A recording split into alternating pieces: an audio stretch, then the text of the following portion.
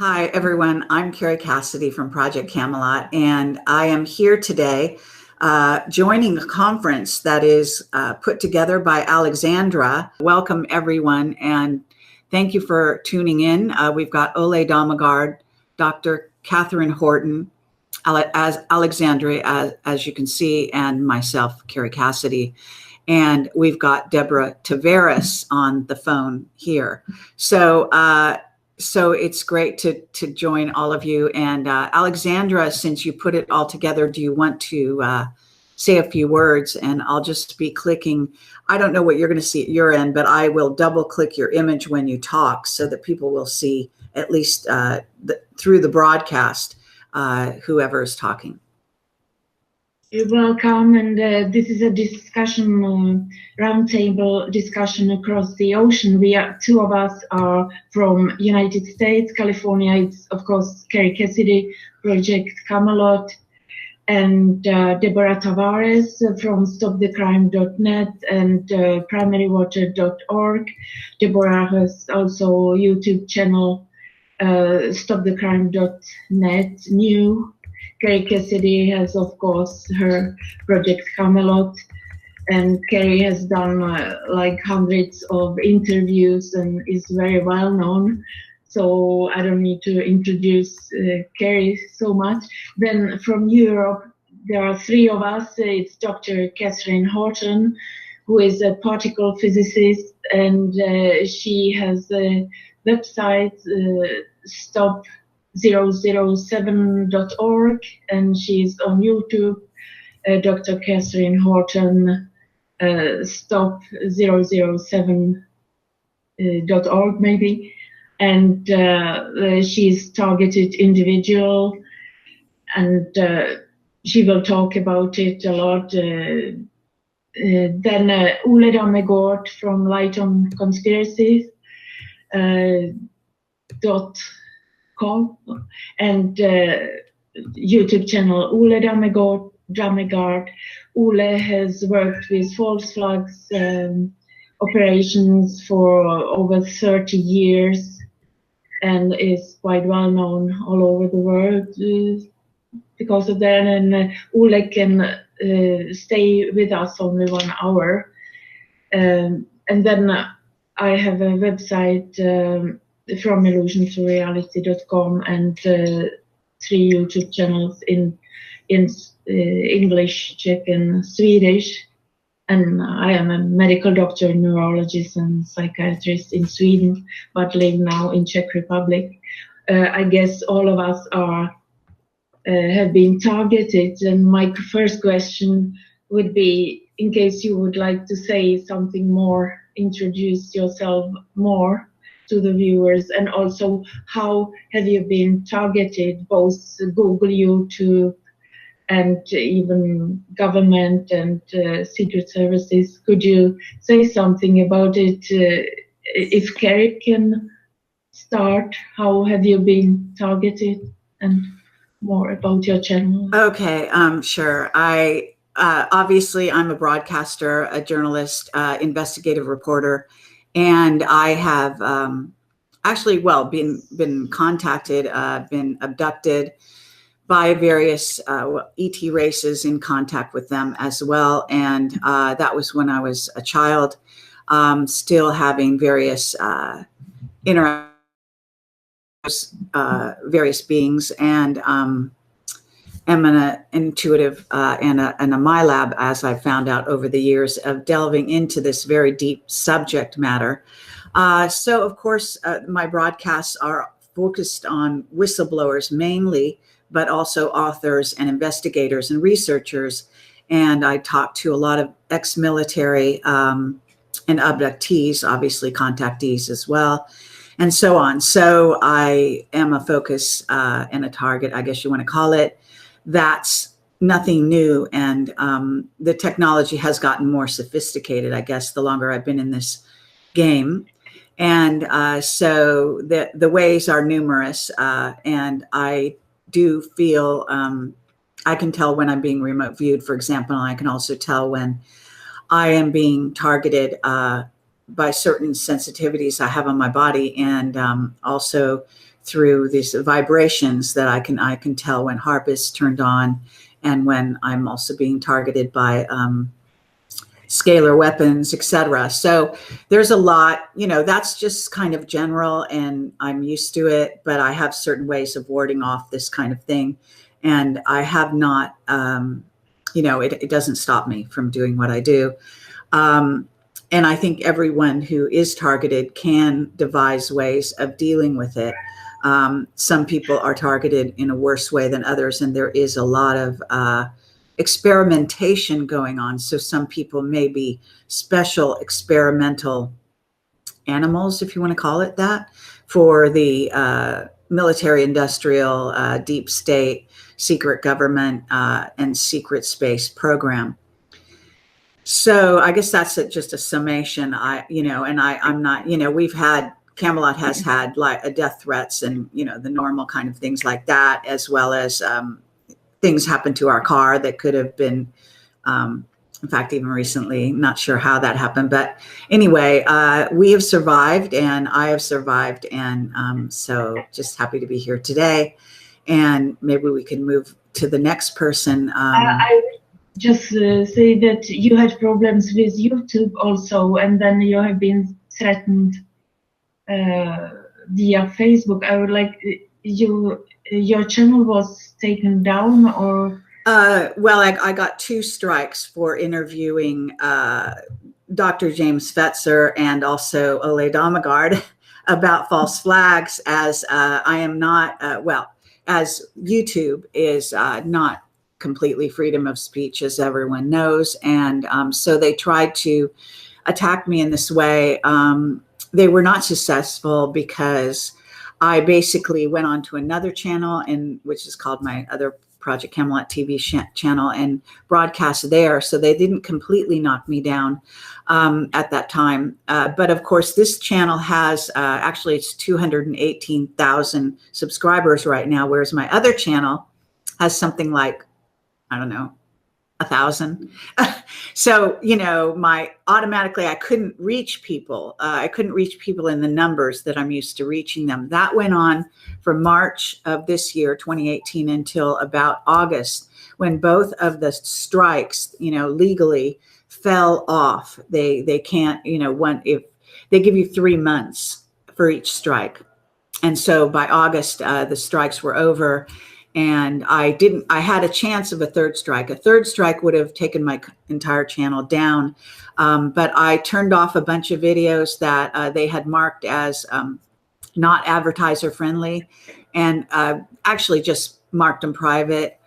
In some cases, I just took the advertising off, and then, that was fine. Anyway, I did certain things to try to stop the focus on me.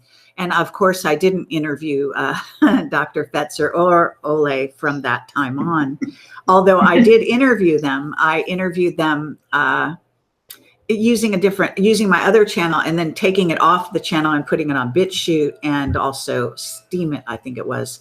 So I did even a recent interview with Dr. Fetzer. But again, in that case, that one's actually, I think, still alive on this channel, but it's because we didn't talk about false flags.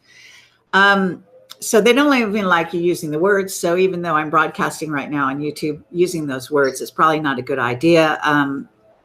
But at any rate, yes, my channel has been threatened. And actually, I've been under attack lately, and had death threats and also other kinds of threats from another quarter because of my Mark Richards interviews. And there are some people that are very upset about those interviews because he's, in my opinion, one of the best whistleblowers out there today. And so there's a very, and I'm not going to get into that, but there's a very strong attack to try to take him down, even though he's been in prison for over 30 years. And completely crazy. Well, Kerry, so I'm not going to go there, but that's it. Yeah, I have seen just this, the video that you have sent me about this problem, and also from Facebook some threats. But when I Since June 2013, I understand Illuminati codes and language. It's a language. And when I saw the first 1 minute, 1 second of the video that you have sent me, these are encoded, that the head of Illuminati is after not only you, but us. It's encoded there, because you maybe don't know what it means that it was 36B, 36C. You maybe don't understand, but I understand. Okay, And well, also, I understand intuitively, but not in terms of that. And then on the gravestone, it was written something that I understood as well, that it's not you are targeted, but it's about us, several of us. Oh, certainly. Well, this is true, but the words and the so-called language is targeted towards only him and me. Actually, they did go after his wife as well, but I don't actually want to bring this into this conversation. I'm trying to give them no energy at all. So maybe we could talk about other people being targeted, Ole or Katherine. I know certainly Katherine has a lot to say, but Ole is on the short timeline, so maybe we could do Ole next. Okay, you can maybe introduce yourself instead of me and say how you were targeted, which was quite. It's like a strange CV that you go through. Well, I started many years ago. Around 1980 was the time when I really started understanding around the JFK assassination that something was very, very wrong. And this has led me down a very long road with going into many top political assassinations like JFK, Martin Luther King, Robert Kennedy, Abraham Lincoln, the Swedish Prime Minister Olof Palme.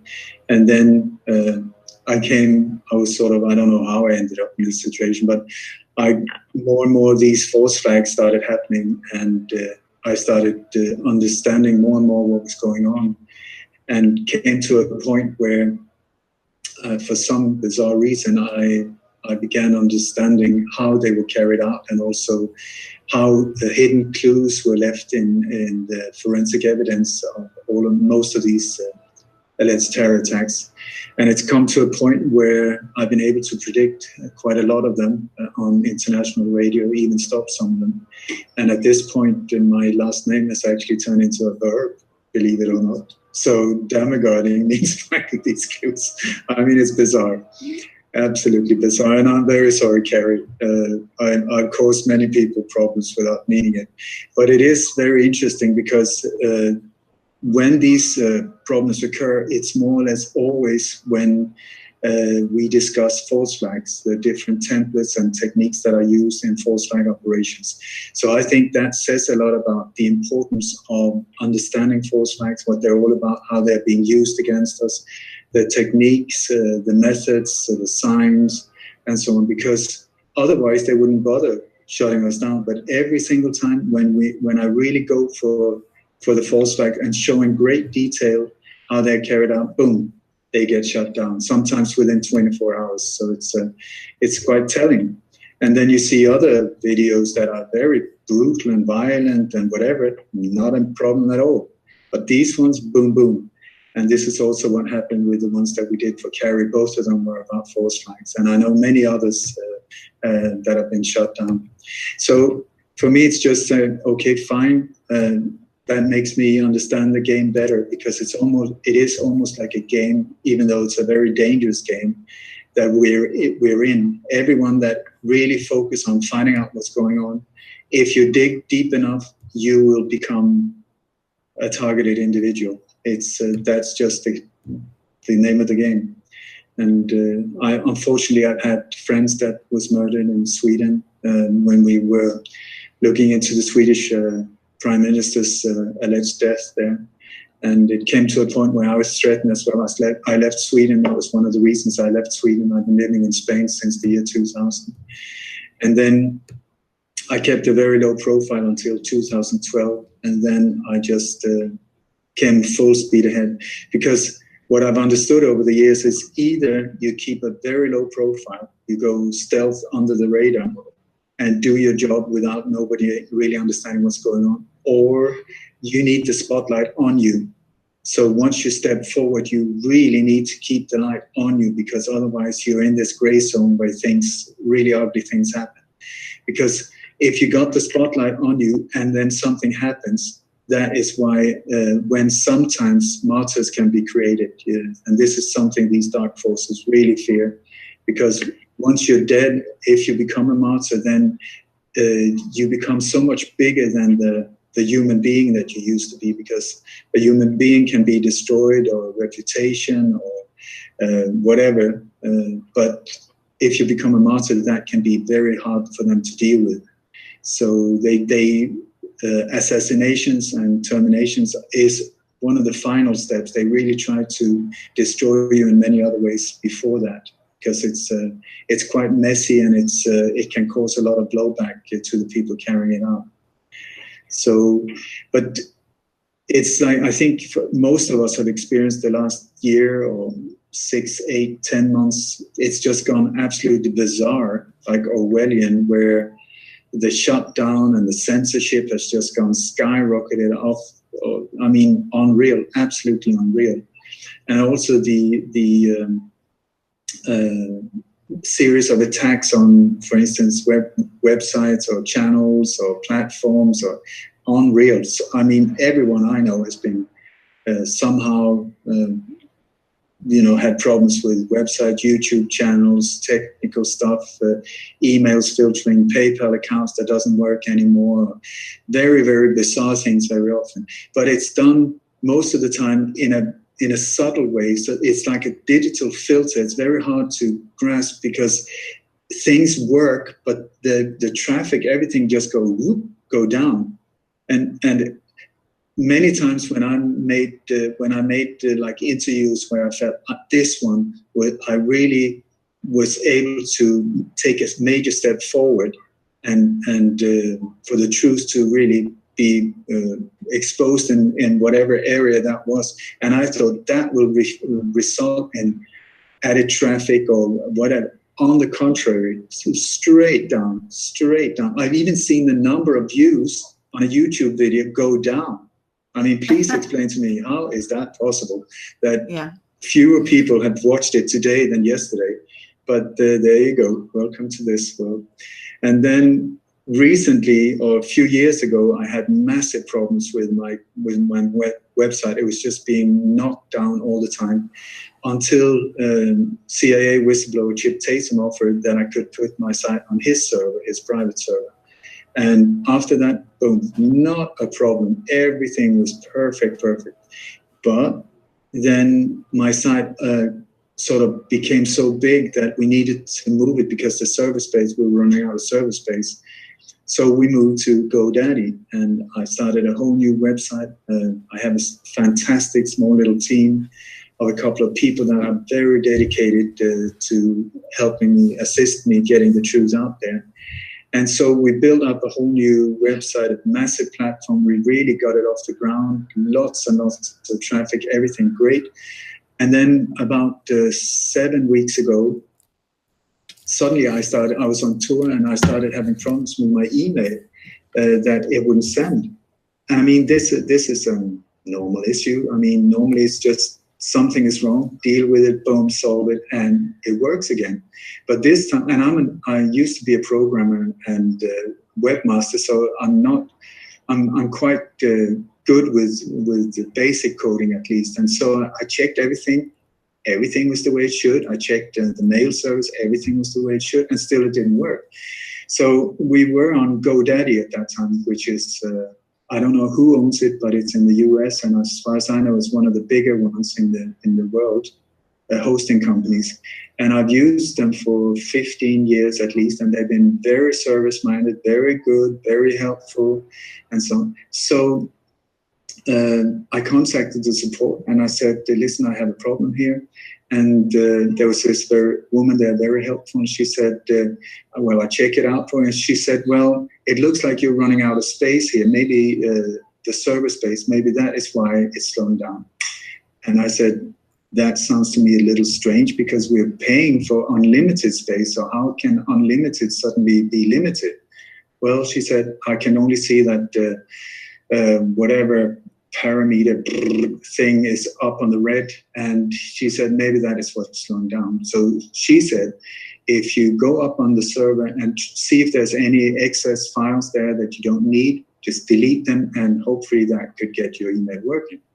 So I said, okay, fair enough. I don't really understand this thing with unlimited, and then suddenly it's limited, and it's not even that. I mean, compared to a massive company, it would be totally a different ball game. But here, okay, if that's the way we have to do it, let's do it. So I got hold of my webmaster. We checked on the server, and we were going through the whole thing and trying to find things that we could delete to free some space. And there was this folder that says partial backup 2017. And I asked my webmaster, what is this one? I don't recognize that. But I mean, there's hundreds of files. But I said, that one, I don't know what that is. And he said, I've never seen it, but maybe it's a leftover from sometimes when we did stuff. And I said, for 2017. So I said, but can you check it out? He said, yeah, it looks like nothing we're using. And also on GoDaddy's servers, there's a special program, I can't remember the name of it, but that directs you to sort of like this one, you can delete that one you have to leave because it's working, whatever. And so we checked with the program and said, partial backup 2017, not needed, please delete. That was the words, please delete. So my webmaster said, do you want me to? I said, yeah, go for it, boom. So he pressed the button. When he pressed the button, the whole thing exploded. I mean, it was like, oh man, when Peter Sellers, do you remember in I don't know what film it was, when he stepped on that dynamite thing and the whole film set just exploded? That was what happened. We pressed on that button and the whole site, everything totally, I mean, it was unreal. We just saw the whole thing, boom, like this. And so we were like, my webmaster, poor guy, I mean, he's so dedicated. He lay down on the floor and puked because it was just overload. When he saw this, it was like years of work we put into that, and it just, boom, disappeared. Anyway, so we got him back in the saddle. We started breathing again, fine, great. And we started looking at what the hell just happened, because you cannot, by pressing one button, delete a whole site the size of that. It's not possible. So we contacted GoDaddy again, and we said, what the hell happened? And they said, well, we don't really know what you did because you were the one that did something and then it exploded. We said, well, we just followed instructions. And they would say, well, we don't. So hi, everyone. Very sorry. We had Zoom knocked us all off the call. So we're now going to try to use Skype, and we've got most of the people back, but we are still waiting for Katherine Horton.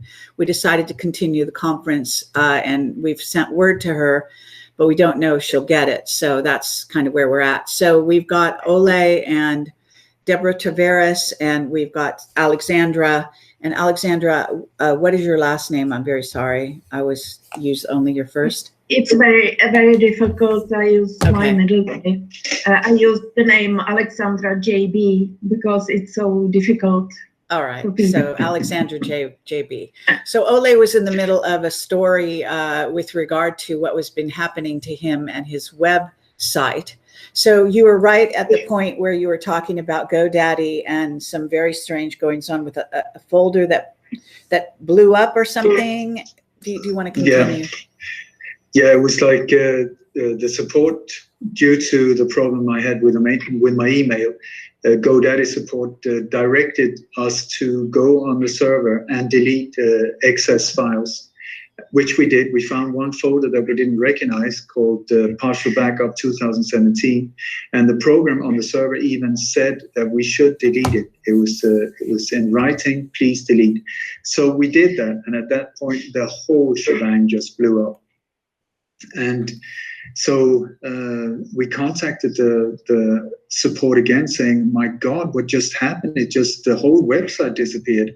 And we said, "But of course you must have backups. I mean, you're a massive big company. You must have backups." And they said, "Yes, we do. The latest one is from 2 days old. So you can have that, but it will cost you $185 for us to reinstall it."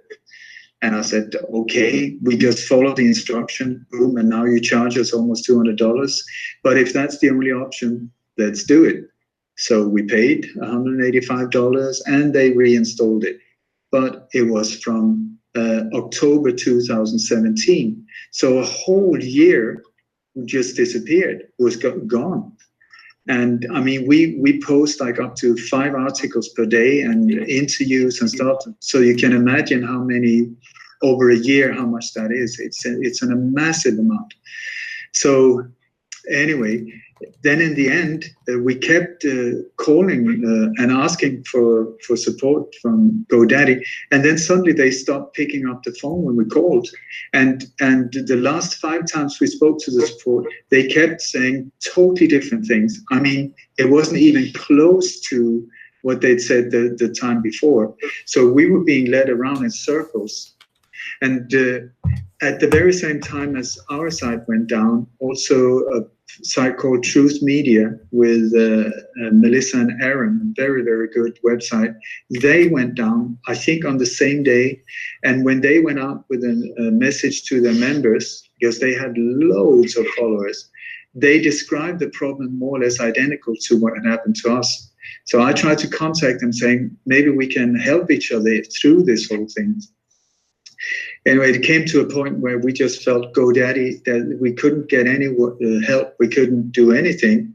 And I'm not blaming GoDaddy. What I think happened was that there was some guy in a black suit that just turned up one day and said, showed an ID and saying, "We suspect this domain of illegal activities or terrorist planning, whatever they want to call it," and that they just took over at that point, and that we were speaking to them.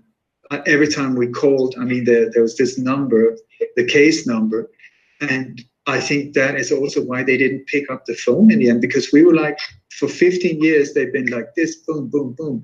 As soon as you ask a question, they answer, they're very helpful. And now they stopped answering the phone when we called. I'm sure thousands of other people were being helped, but we were sort of being diverted away. So since then, we've spent 6 weeks. I've had 3 people in 3 different countries work more or less around the clock to get this whole thing back up, because it was not only did it explode, but the database that are normally, I think, maybe a couple of thousand lines of code on the at the most was 1.8 billion lines of code. 1.8 billion. And out of this mayhem, we had to extract the information, the old information. And every time we tried to pull things out, it exploded again. So it was like going into a building that was booby-trapped. So anyway, we're back up. We're on a totally different server. We have to move again soon. But it's just incredible, the delay and I mean, what they're trying to do, I think, is to scare you off. Also because we checked the IP addresses, because once we went down, as soon as when we started testing the site, it went down right away. And we could see that there was sort of like incoming fire from multiple different directions as soon as the domain came live. So this was I would say, very advanced attack. And anyway, we're back online. And just like Kerry, things like this doesn't stop us, not at all. It's just very frustrating, and it wears you out with these type of things. And it takes away a lot of time that could be used in a much more better way.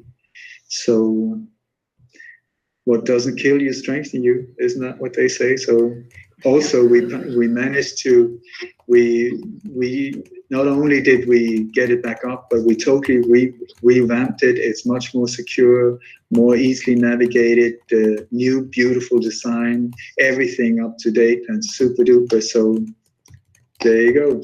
Bob's your uncle. Yeah. Okay. Yes. Can we say that we live in a republic? Freedom of speech is close to zero, and we are threatening. We have been threatened, and even people have been killed. You don't have even the right to live. What kind of republics we are living in? It's no republic. No, it is. It's scary times. If you scare easily, woof. But I think the people are here on this call. We all know the risks, and we've accepted them, and we stand for what is true and right, and we will continue. Yeah. Well, I agree. Yeah, and I would ask Deborah also about the same. And you have been in Cuba now. Well, yes. Hello, everyone.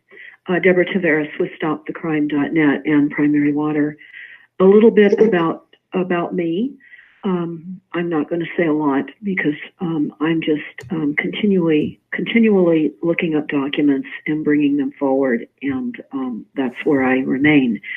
But prior to becoming involved, I was in a family-owned business of building in Southern California here in the United States. Third-generation builders. My entire family and bloodline were all builders. My background and my family are Dutch. Having said that, I did not see what was happening around me during the years of construction and raising a family, and it was not until I had time after semi-retirement and thinking life was very different than I realized and saw that it was. I look at false flags now. I look at the fact that we are now in a false reality, and everything that is happening is fake and deadly. And I think where I came to understand the most important component of my learning after I started out with smart meters and the confusion around why those were being deployed by Rothschild, and seeing as a builder the myriad of stealth use of weapons that was and is. And then rolling into the understanding that we don't have a government. The United States is incorporated, as is the Earth. It's Earth Inc. And we're the enemy, and we're all being targeted, and just in various degrees. So certainly I have been singularly targeted. My members of immediate family and friends certainly have been targeted. We were, our car was totaled one morning several years back when we were on our way to Bohemian Grove to protest. And so we have been hit with many things, psychotronic weapons, and etc.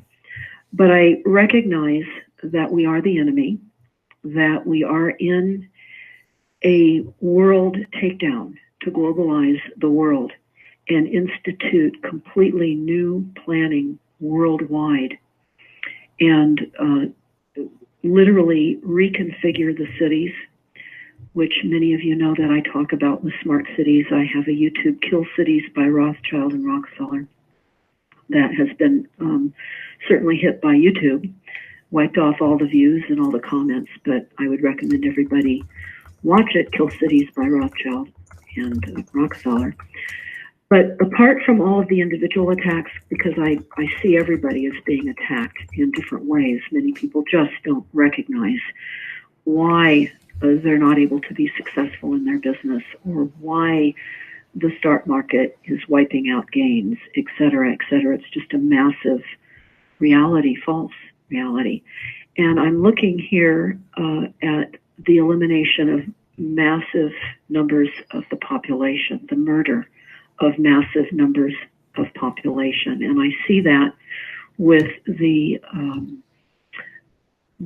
climate change. Deborah, I just want to stop you here. We just got Katherine Horton on the, I'm very sorry, on this. Well, getting back to the idea that we are literally in a false reality, and everything is being created through a variety of different propaganda and disinformation. Certainly, we're all being subdued and chemically lobotomized by the food supply, the water, the air, the vaccinations. The list is endless. And what we see here, of course, in California right now are epic fires that are continuing. And I just flew in from Cuba on November the 15th of 2018. The fire started on November the 8th of 2018 here in Northern California, where we have a mounting death toll. We're still in active fires, and we're anticipating an inch or more of rain starting this evening, which is going to hamper the discovery of bodies because they're concerned about the DNA washing out. They're also concerned about the flooding and landslides that are going to be happening. Now, it's very, very important, as I was saying, that fires are part of a strategy and to globalize the world and institute new urban planning or smart cities, mega cities, which there is no planning, and it's just an elimination of the masses in various stages. So when I started to realize the enormity of our reality, as approved in every city throughout the world, I pulled climate action plans, resilient plans from major cities worldwide. And I was seeing the same consensus language, the same advisory language, the same Delphi methodology of creating the illusion that people are contributing to these plans and that there are experts leading them into what is the best plan for their community. Basically, what I'm seeing are plans that are the same. They're just adding different photographs to blend in with the city in which the plans are being adopted, and the names of the city local mayors and city council members, all levels of governments participating in this are then individualized to that city's individual plan. With exception in those plans, they are indicating what the weaponized weather events will be for that area. And I have been suggesting to people to look in their climate action plan in their city simply by typing in, for example, I can type in California climate action plan. I could individualize it to typing in California, Paradise, California, that's on fire right now. And you would see the types of strategies, weather events that will be used on various areas. Florida, it shows the toxic algae blooms. Along the coastline cities, it shows storm surge and sea level rise and many more events. And so when people wonder, well, where can they move?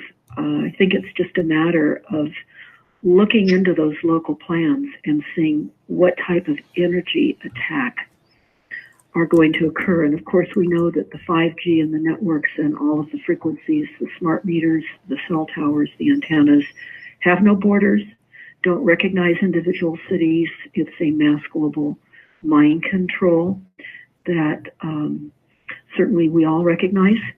And Kerry, what you said earlier about different levels of attack on different people for different purposes is true. I see it that way myself. And I look at the children, I look at people who are working 2 jobs to pay their mortgages and are virtually unaware of the calamity that is approaching and is already over their thresholds and into their homes. And I'm hopeful because certainly now I'm seeing a greater level of awareness. And I will mention a few things about our recent trip to Cuba. Many of you may not be aware, but my father was pirated out of the Windward Passage back in the early 1970s. That's between Florida and Cuba. A Soviet sub surfaced and aimed guns and told my father to follow them. He was in international waters. He was not in Cuban waters. And our boat that I had sailed on in Europe ended up being confiscated, and my father was sentenced. There are many stories around what they said his sentence was. He couldn't understand Spanish, and he was just being dragged into court and having to stand for 5 hours at a time to listen to what they were telling him he had done. Bottom line is he ended up getting sentenced in Cuba in an infamous prison, and served 4 years, nearly dying. It was a very tumultuous time between the United States and Cuba. We had an embargo. We did not recognize Cuba at that time. They may as well have been off the map as far as the U.S. was concerned because of the embargoes.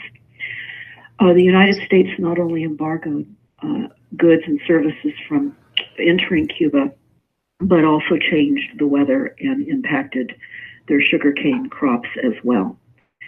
And Fidel Castro had been talking about that, so had Hugo Chavez, how the United States was changing the weather in their countries, and that's all true. We've been discussing over the last few days some documents that are on stopthecrime.net that indicate that the United States, and of course we all know that the weather is globally modified, but we were referring specifically, and there are many documents of course, but one that I was recently talking about was the state of California. It's called the State of California, the Resources Agency, Department of Water Resources, and it was dated May of 1965. Covers a period of time of weather modification, particularly cloud seeding to induce water and rain. And we know that the capabilities of inducing rain is very real, and holding back rain is very real, minimally. Everyone knows that. And certainly there could be rain brought in to stop the death, destruction, and literally the elimination of cities and towns here in California, but that is not the plan. And we know that the plan is rewilding, not just of California. Of course, California is a nation state. It has about the 7th largest economy globally, although that's going to be diminished massively with all of the costs of these fires and the loss of housing and the increased levels of homelessness. We also know, and we've been looking at the intentional homeless crisis that is being created. It's all part of a plan as well. It's a global plan. And the enormity of the assaults and attacks and the various ways in which people are being targeted, really I haven't found the bottom of that very dark place that you travel down as you start to investigate and see documents. So Cuba was a very insightful experience for me, not only to see some of the prisons where my father was held and tortured, but also to see the Cubanization of the United States and the world, actually, to witness firsthand what it looks like to have a water rationing. The Cubans have water turned off through their municipal water supply and only turned on maybe a couple of hours a day, and sometimes not. Sometimes water's not turned on for longer periods of time. But the Cubans have tanks on top of their shabbily built houses. So when the water is turned on, they're filling, or at least allowing as much water as possible when the water's on to put water in their tanks so that they can use it later. They also have tremendous food rationing, and they have food rationing cards. We filmed the cards. We filmed where the depositories are to pick up food, very meager amounts of food. They're generally receiving $20 a month income. And again, it's a country built on socialism, a dictatorship, and built out of the plans that are approved in all of our cities throughout the world. That's the climate action plans, the plans to reduce resources globally. And again, very limited food. People don't have cars, they walk. Again, that's all part of Agenda 21 and Agenda 2030 to eliminate all cars. We see that happening here in the United States in particular, and elsewhere as well. Here in Northern California, the phrase is diesel free by 33. In other words, no more diesel for anything by the year 2033. So we're looking at the global disruption of all markets, the pummeling back into pre-Columbian times, and living as I was witnessing in Cuba. And the police state in Cuba, it is a prison island. And I printed off over 17 pages of prisons, but prisons within a prison island is what it is. Police everywhere, plainclothes police hiding in bushes. Some of the guides that we had, we told them that we were not interested in the typical tourist sites. We wanted to see where the people lived, and we wanted to know what offenses people were put in prison for. And they literally whispered and looked around and said, well, let's go to a safer place to speak. There are cameras, there are lighting fixtures now, LED lights, which in many instances are eyes in the sky. You can type in LED lights. It's a global deployment of a new lighting system that literally can hear, see, track, and monitor. And it appeared that that was the type of lighting that was being deployed in some very, very impoverished shopping areas in Cuba while we were there, which we filmed. But very whispered to us, the people were talking about they don't want to end up in a strong prison. And those are the prisons that they are put into if they talk against the government in any way. So we also witnessed some Cuban passing out flyers in a square to tourists. And when the tourists passed by and weren't looking back, he was arrested. Sadly, we weren't able to get a flyer, but this is the type of policing that exists in Cuba. Okay, sorry, Alexandra. Sorry, Deborah. We have. I'm not sure if we lost Ole. Is Ole still there? No, he said that he can stay with us only 1 hour. So the hour is his hour's up. The hour's Yeah. Oh, I didn't realize that. Okay, so we lost him. Sorry that we only had him on for a very short time. Okay, well that makes that clear. What I'd like to do is give Katherine Horton a time to talk as well, Deborah. So if you can kind of shorten this a bit, and then we can come back to you on various topics as we go. Great. Okay. Well, I guess I would just like to say that the globalization of the world is occurring, and the methodologies behind it are many. And we attempt on stopthecrime.net to reveal the documents that disclose this. Also, the use of electronic and psychotronic weapons on people individually, as what Katherine is going through. And so many horrendous assaults, because I think it's fairly plain to see that we are the enemy. And with that, I will step aside for the moment and happily listen to Dr. Horton. Hi. Hello. I hope you can all hear me. Is the microphone working fine? Okay, yes, good. It seems fine. I had to look around some of the sabotage, which we were talking about earlier. And it was very interesting listening to the introductions, because I guess I share something with everybody. So starting with what Deborah was talking about at the end, I grew up in the communist system, and I'm a Hungarian, and I was born in communist Romania, and my parents and we fled to Germany before the fall of the Berlin Wall. And communist Romania in the 80s still had the water rationing that you describe in Cuba. And what I can say after the research I have done is that both the communist system and also Cuba, they are not what they seem, in the sense that these systems haven't come up or come about through some popular uprising. They have come about because of a mostly Swiss cartel-steered and funded plan, and they are actually many experiments for what they wanted to put into place all around the world.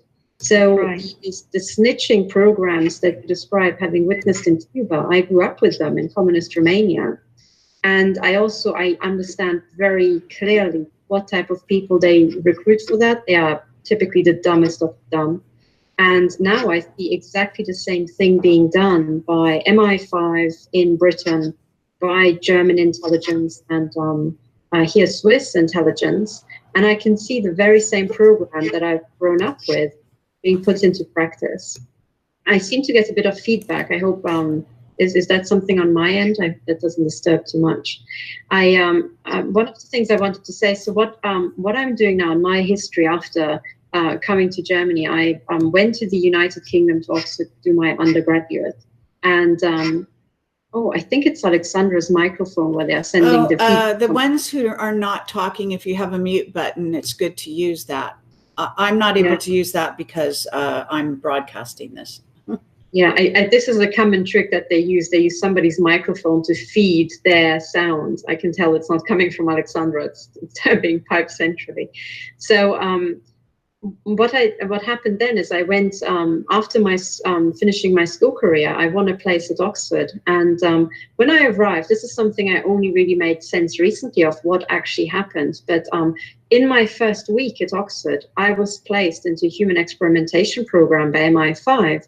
Then I started being sex trafficked from the very first week. So I went through my undergraduate. In the very first week and first month or so, I had very intense stalking, all elderly men. I didn't know who they were. Now looking back, I think they were retired MI5 and MI6 who used Cambridge and Oxford as hunting ground for women who they want to traffic or who they find interesting. But I managed to ignore the entire thing, and it kind of died down mostly for the 4 years of my undergraduate. And then strange things started happening again when I stayed at Oxford to do my PhD. And at the time, I couldn't make sense of it, but now looking back, I saw traces of large-scale human experimentation being done by the University of Oxford. And I was shocked when absolutely years and years later, I read the book by Dr. Hildegard Stanninger called The Global Brain Chip and Mesogens.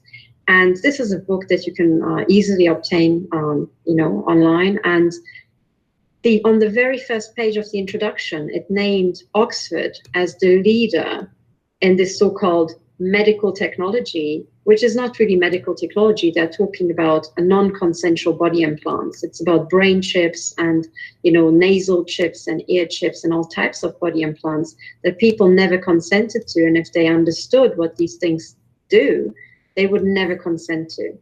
So that's how I ended up in this. But I only really made sense of what is actually going on over the last 2 years. The first thing I noticed actively was that in the year 2012, actually in the autumn of 2011, I started being stalked intensely by MI5. And they stalked me everywhere in Oxford, in London, and they followed me around. And at the time, I was looking into the systems analysis of complex human systems, and I was attending a court case. And I was traveling to London to see that court case, and MI5 would place somebody to wait for me at the end of the drive every morning. And as soon as I was walking to the train station, and this person would literally follow me 50 meters behind me. And they made it very, very overt. So I kind of followed it a bit. And eventually what happened is that the lead barrister in that court case started stalking me. And he started appearing.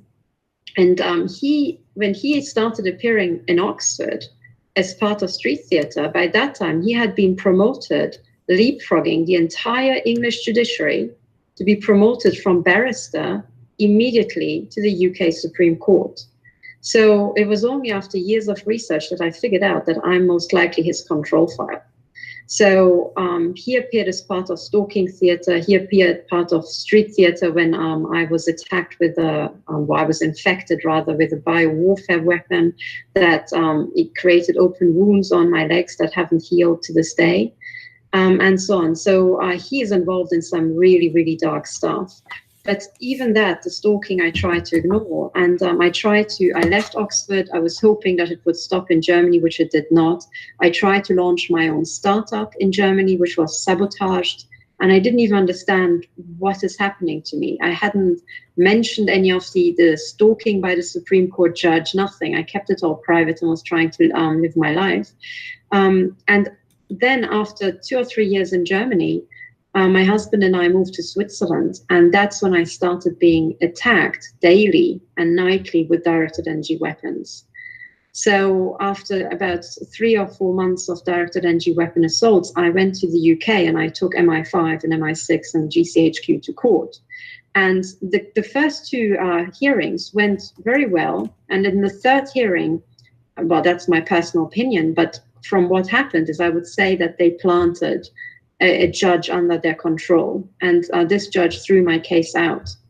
So I decided to collect more evidence, and I founded an investigative team called the Joint Investigation Team. And for a year and a half, I was working, for example, with Karen Melton Stewart, the NSA whistleblower, trying to make sense of these programs.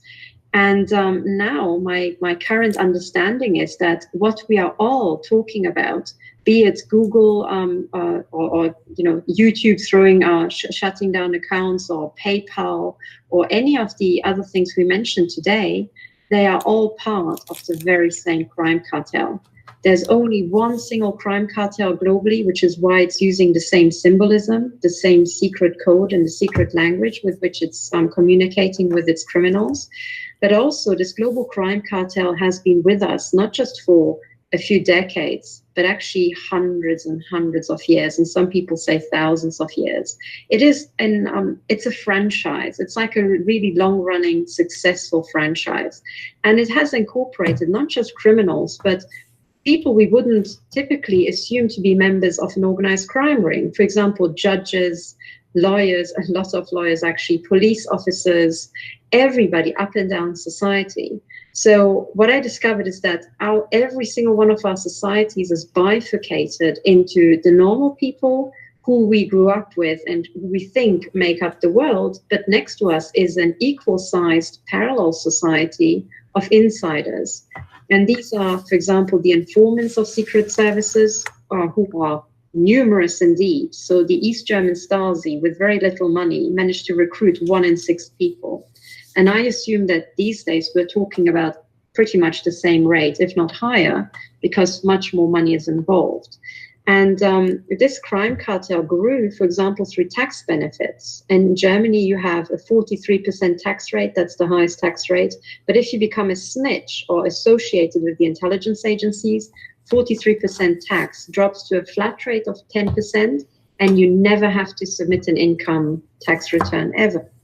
So your effective tax rate is not even 10% because, hey, it's only 10% on what you declare, and you're not making a tax return. So you're not declaring anything. In other words, we have a parasitic society that is completely parallel to us. So when we are thinking about, for example, city councils, town councils, joining up to Agenda 21, these are not people newly joining. These are people who have been with the crime cartel probably their entire career, or were even born into crime cartel families. And the crime cartel names itself the Freemasons, the Jesuits, the Illuminati, and Scientology, and this and that, and the CIA. But it's all just the same club. They are interconnected. And many of the things where they pretend to be fighting each other are totally made up. So this was my research. And as you already mentioned, Kerry, I'm being assaulted with directed energy weapons 24/7. I am sleeping under, I think, 6 or 10 sheets of metal by now. And I discovered that these directed energy weapons are nothing like the physics that I was taught at Oxford and that I researched as a particle physicist. They are new waveforms that can penetrate material to an extent that I wouldn't have thought possible with the physics I know. And what I'm now doing is, now that I discovered that we have this global crime cartel, and I discovered that this global crime cartel is conducting a global Holocaust and desperately looking for civilized ways to shut this down. And I'm also a systems analyst, and as I've mentioned, I studied the complex human systems, so financial systems, currency systems, economies, and so on. And I can tell that what they are doing now is not survivable to themselves either. So the way the ecosystems and the entire natural systems we have are being damaged is irreversible. And it's not reversible within the lifetime of any one of us. So there are certain points of, we've passed certain points of no return. And by now it's up to a stage where they are poisoning themselves. As you all probably know, the people who are doing it are clinically insane. So there's no point in looking at why would they do that? Why would they come up with such a scheme? These people are entirely impulse driven. And their impulse, they only have 2 base impulses, which is to kill and to rape. And that's what they will do. They will rape nature. What I'm dealing with day to day, the victims of the secret services, every single one of them is also raped by remote control using non-consensual body implants in the genitals, and that includes me. And every single case that I see follows very closely also the Nazi mass murder that we saw in Europe. And many people don't know, but the Nazis also weren't the Nazis. The Nazis were just a brand. It was branding by this organized crime cartel, and the communists were another branding that was sold to the Eastern Bloc, but it was the same crime cartel. And many people don't know that the killing fest of the Nazis also included a lot of what we would call these days ritual mass sacrifice, and ritual rapings, and gang rapings in the streets, and mass murder, ritual sacrifice in the streets. So this part of history has been completely sanitized out of our history books, because if they hadn't done that, we would realize that we are seeing the same movie over and over and over. And satanic ritual abuse, what's being discussed now, especially in the European and the British media, that is nothing new. That is also what the Nazis did, and what many, many other people did. That was already done in the French Revolution. It's nothing new. So this is where I'm coming from, and my personal situation is such that I have to do something to stop my targeting, because I'm literally being mutilated to death right now. And just getting through my day is extremely hard, because, for example, my skull is being gunned with directed energy weapons 24/7.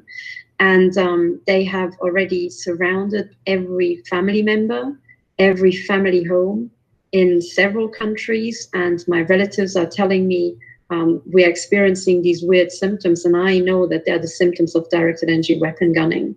So my entire lineage is to be exterminated, and this crime cartel is very, very busy at it. So this is a military problem, actually. And, you know, the military solution is extremely nasty. And the only other solution, in my view, that we have to really start, rolling this back is the courts. And I'm extremely aware of how corrupt the courts are.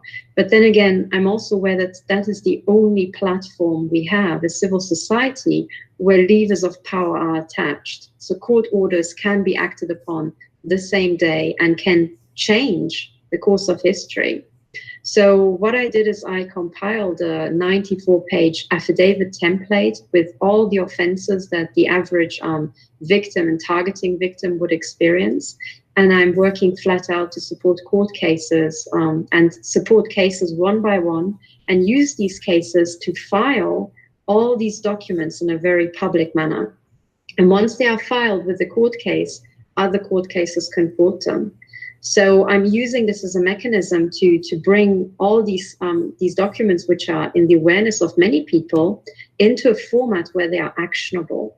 So I also would like to ask, everybody who is here, maybe here on the panel, but also those who are listening, if you have an area of expertise where you could testify about your research, writing an affidavit, a public affidavit, is incredibly valuable, because then we can immediately file it in court.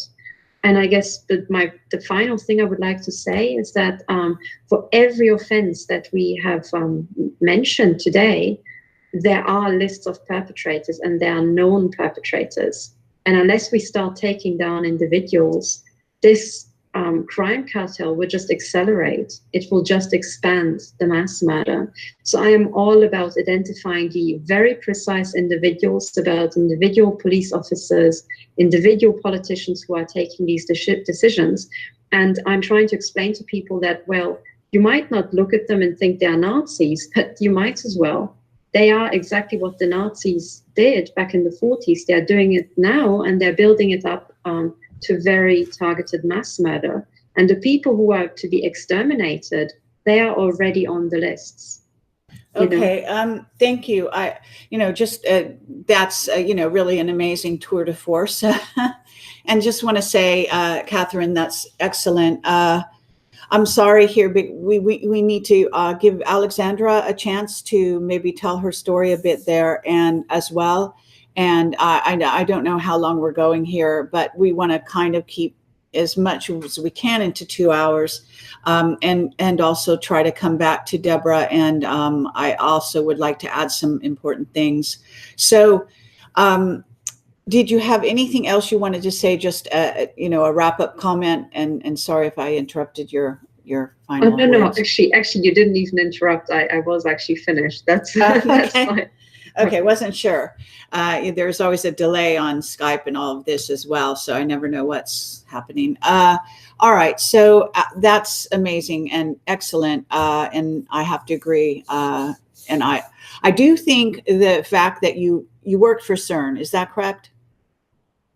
Okay, that's right. Yes. Yeah. Okay. So, when people are looking at you, they need to also wrap that into the matter, because there may be some things that you learned over there that they are really concerned that might come into your consciousness. They may have wiped your consciousness during the time you were there, and it may come back to the surface. So the constant attack you're getting, which sounds incredibly brutal, maybe in part to keep you in sort of a survival mode, to where your brain will not go back and find some things that you might have even unconsciously, observed there that was going on. So I just want to throw that in.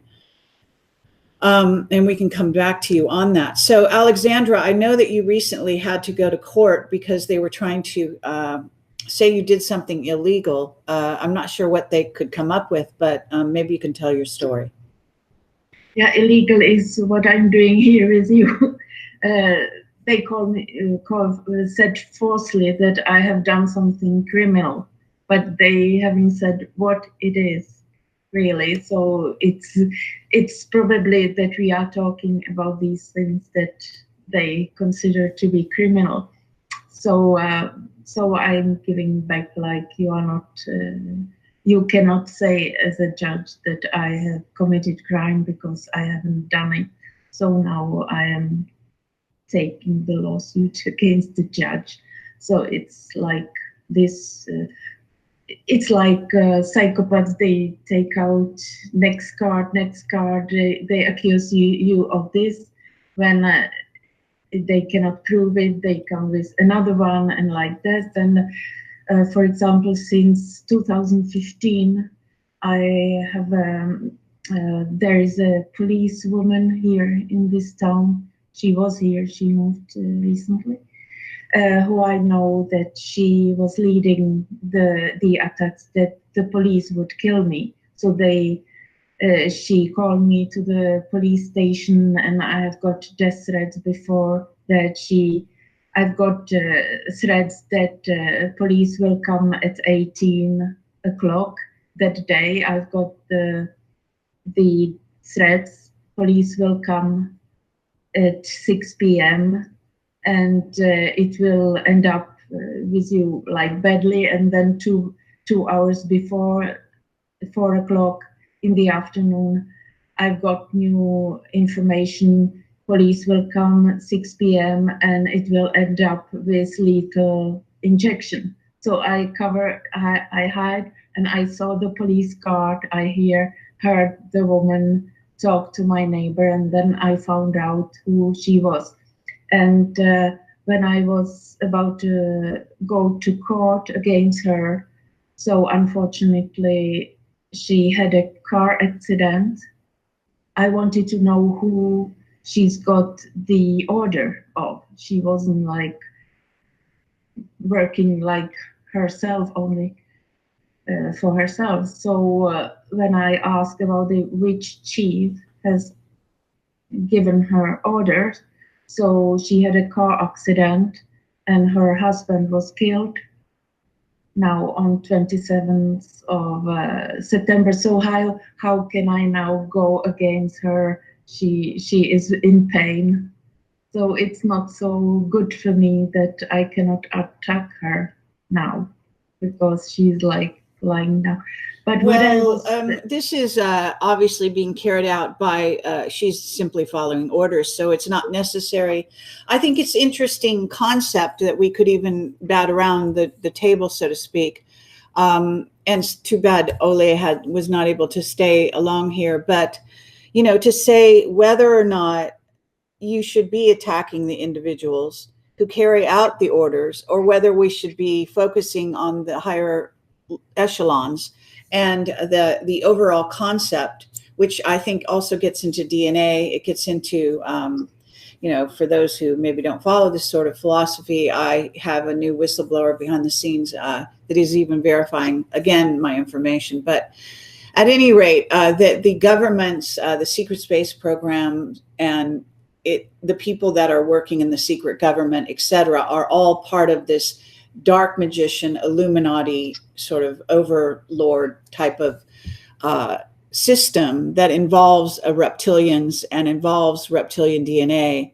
And these people that follow orders, a lot of them are either taken over, possessed, or temporarily taken over during just the time when they do an operation. And after that are gone back to their regular selves, may have no memory of what they even did. So there's some issues there, and we can talk more about that. But please continue your story. Yeah, I was more about to talk about what Katherine were talking about. My reaction. First, I was thinking about that we have to have another type of court. As a psychiatrist, I know that the people who start to study the law school are in much higher, there's much higher percentage of them who have personality disorders like psychopathy, and they have also sadism in much higher grade than other students. So it would be much better if we have a legal system where the moral people are the judges and not like somebody who has just studied the law school. So that I was thinking that maybe we could build some the International People's Court of True Justice, and it wouldn't take so much time to learn the human rights that are not followed by these judges, and learn the basic law paragraphs. It takes 1 week for me in Swedish, and here in Czech also, the most basic criminal law.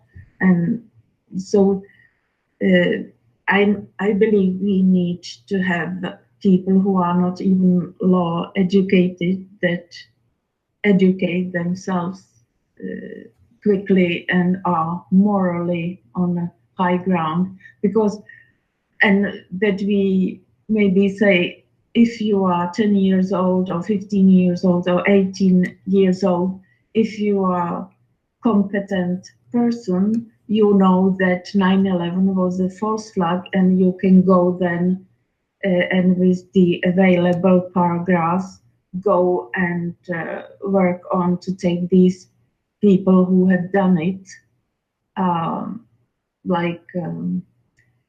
say you are criminals and we confiscate all your money, and all this money goes to pay the debt for all countries. And if we would go, only since I have been working with this from middle of March 2013, how many false flags were taken down by people who are not within government or not paid by Department of Defense.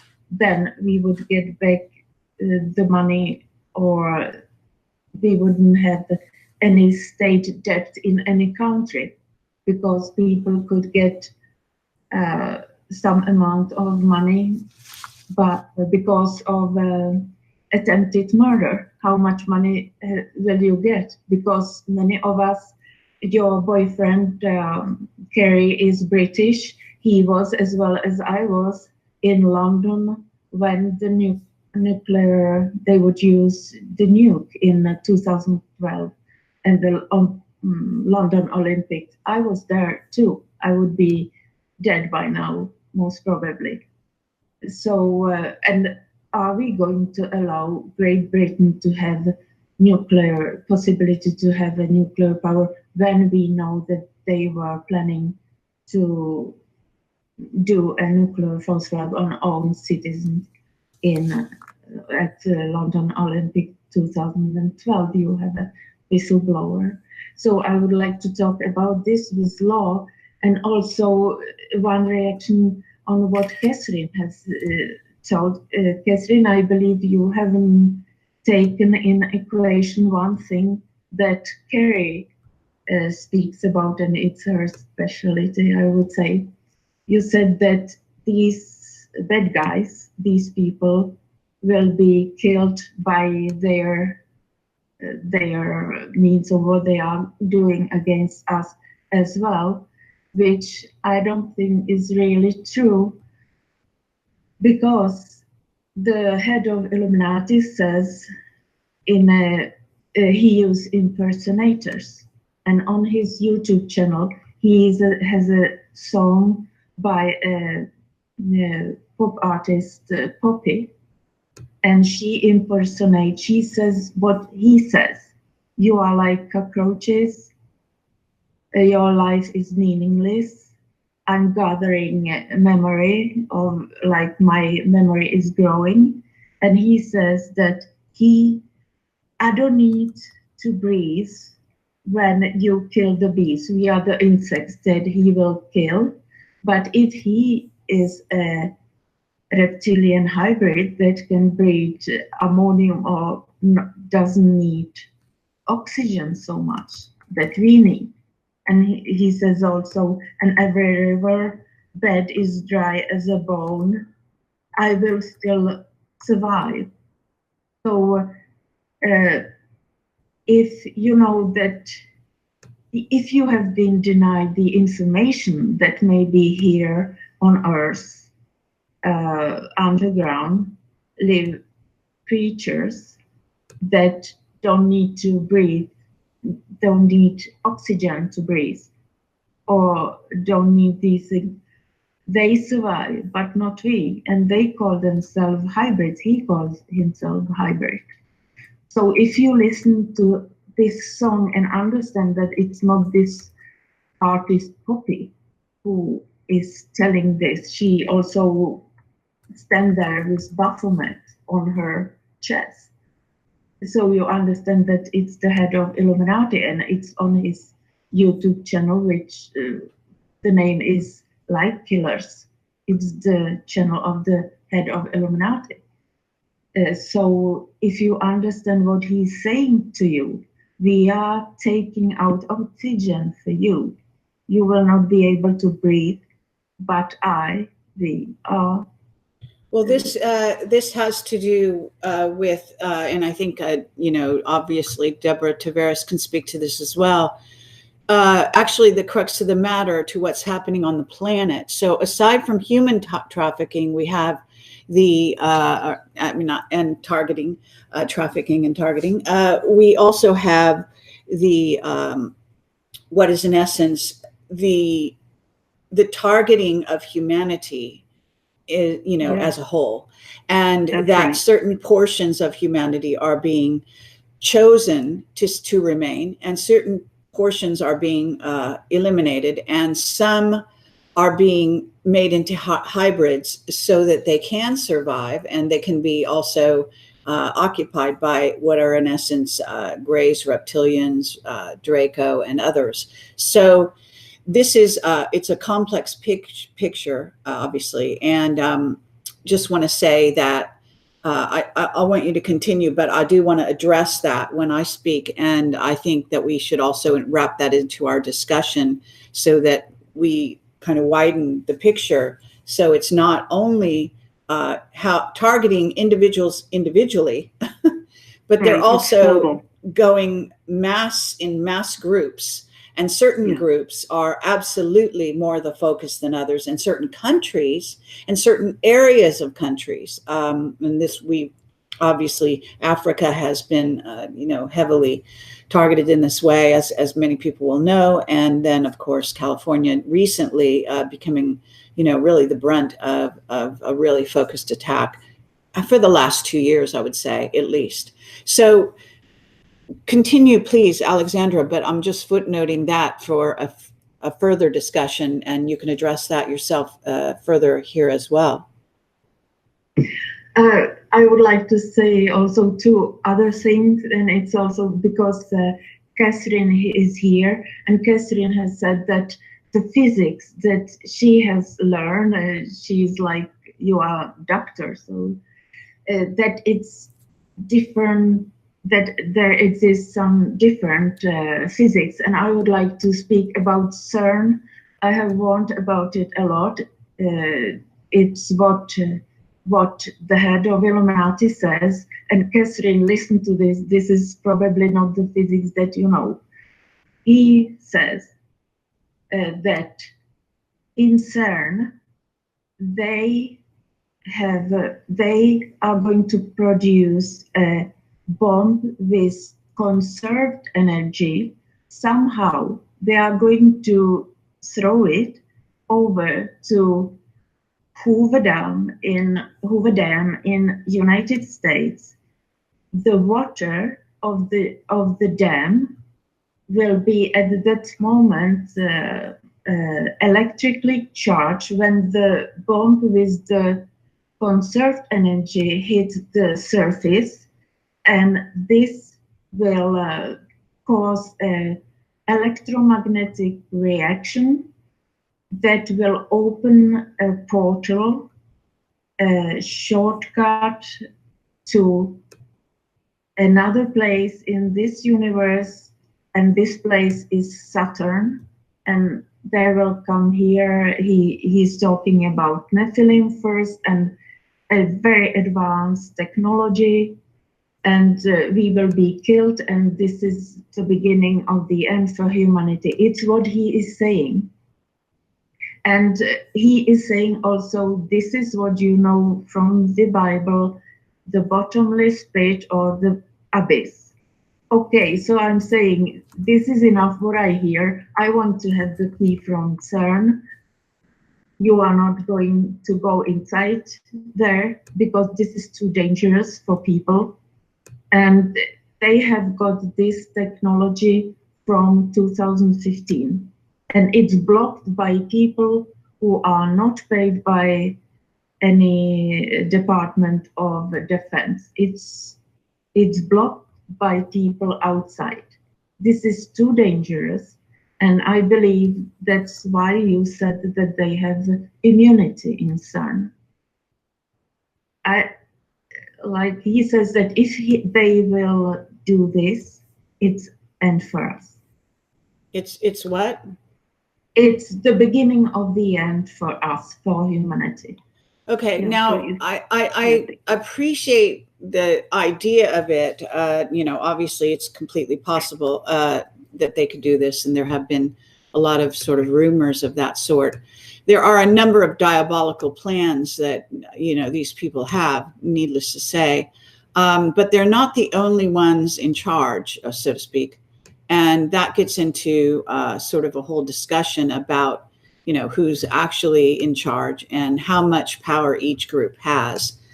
So I think that that's important to, I'm not going to be too specific here, but obviously I was in the California fires, and we were evacuated for 4 days, and we survived. We're very lucky in that regard. But what has happened here, and I'm having issues with the camera, so bear with me. But what has happened is that lots of people have had a lot of trouble, and there's also areas where the fire is still strangely burning, in my opinion.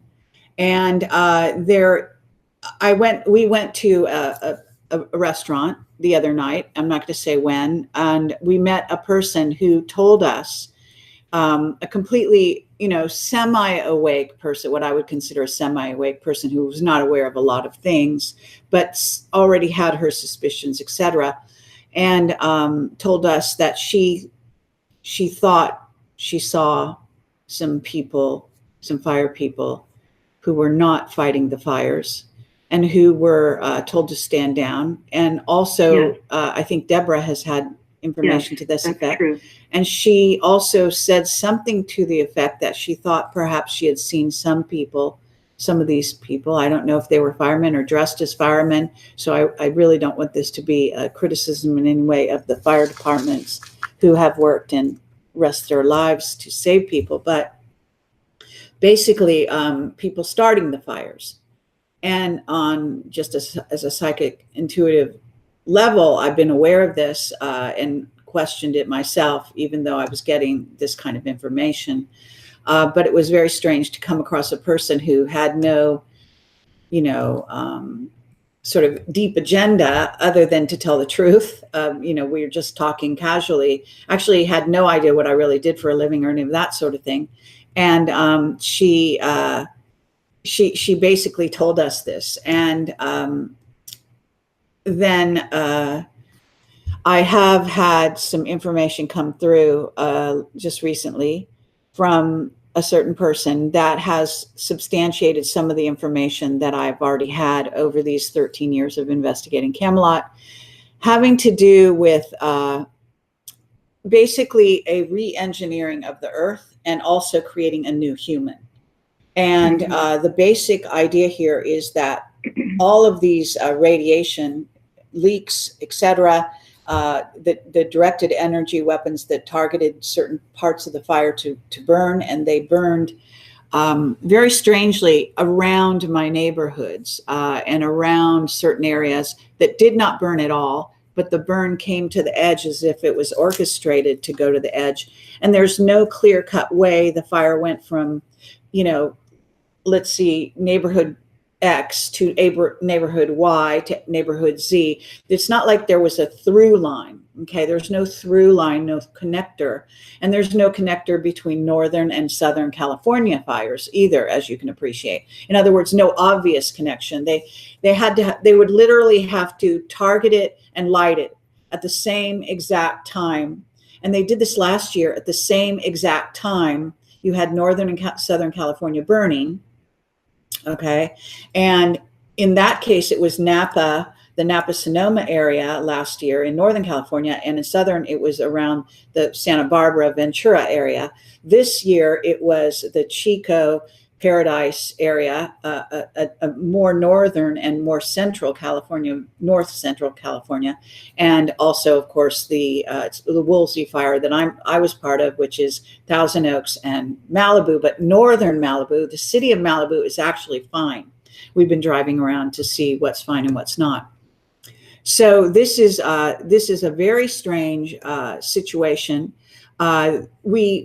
We're definitely seeing the radiation, the chemtrails, the firemen reporting, multiple firemen reporting the fire moving at speeds they'd never seen in their entire lives as firemen.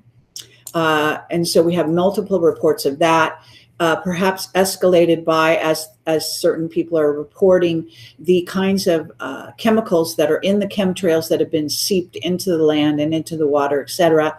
The methane and the leaks, also the volcanism under California may be contributing, where they can actually incenderize us, burn us very easily by just lighting a match or targeting us with a directed energy weapon, and that sort of thing.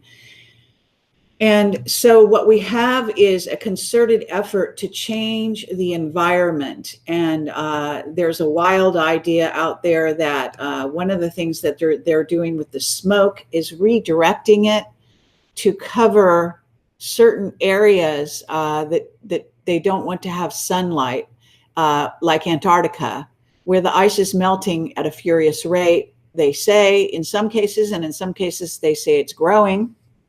But I'm just throwing out some of the information that's coming out, and it's, we have to investigate to find out more. But if you can think about what's going on, like think of it as a Project Earth, for example, and taking down California. If you take down California, it's the moneymaker for the entire United States.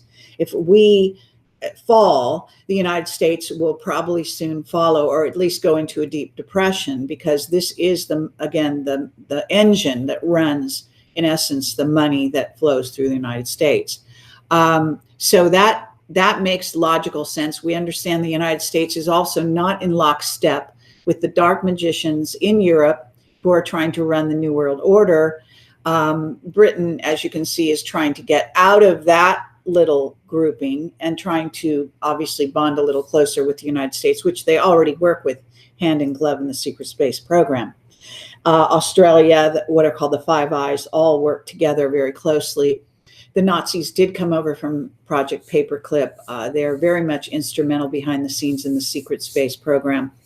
I was even told that, we have invading species that are interested in taking over the planet from us, and the abductions and the human experimentation on humans that is really prolific.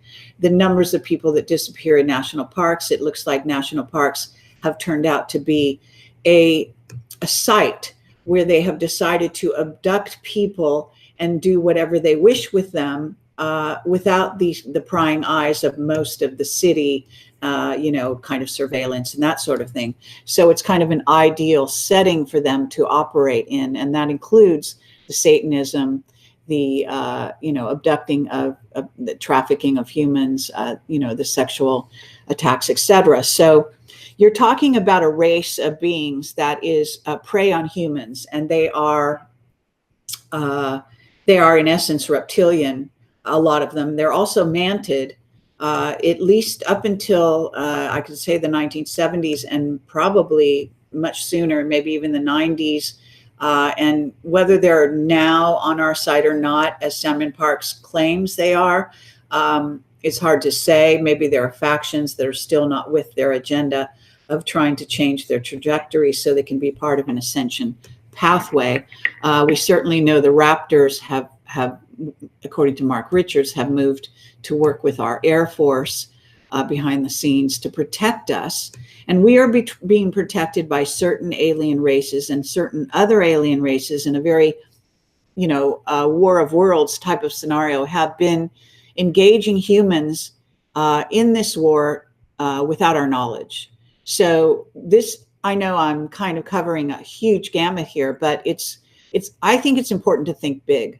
I think going down to the individual is very good. I think that's also crucial. So we need to go down to the individual. We need to go up to who is attacking us, who is really attacking us, and what is really our options, so that we don't just spin our wheels. And that's what I have to say at the moment. So Deborah, you sound like you have something to say, so go right ahead. Well, thank you. I absolutely agree, because, and I do believe, by and large, we've been told what's happening because the documents are there. It's just that people are not reading them and don't understand them.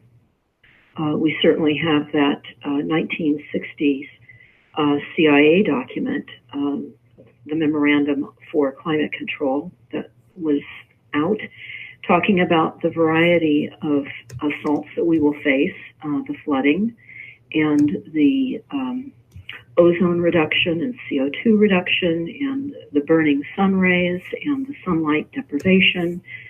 And we're seeing the toxic algae blooms in various locations throughout the world. Florida comes to mind right now because a few months back, the governor in Florida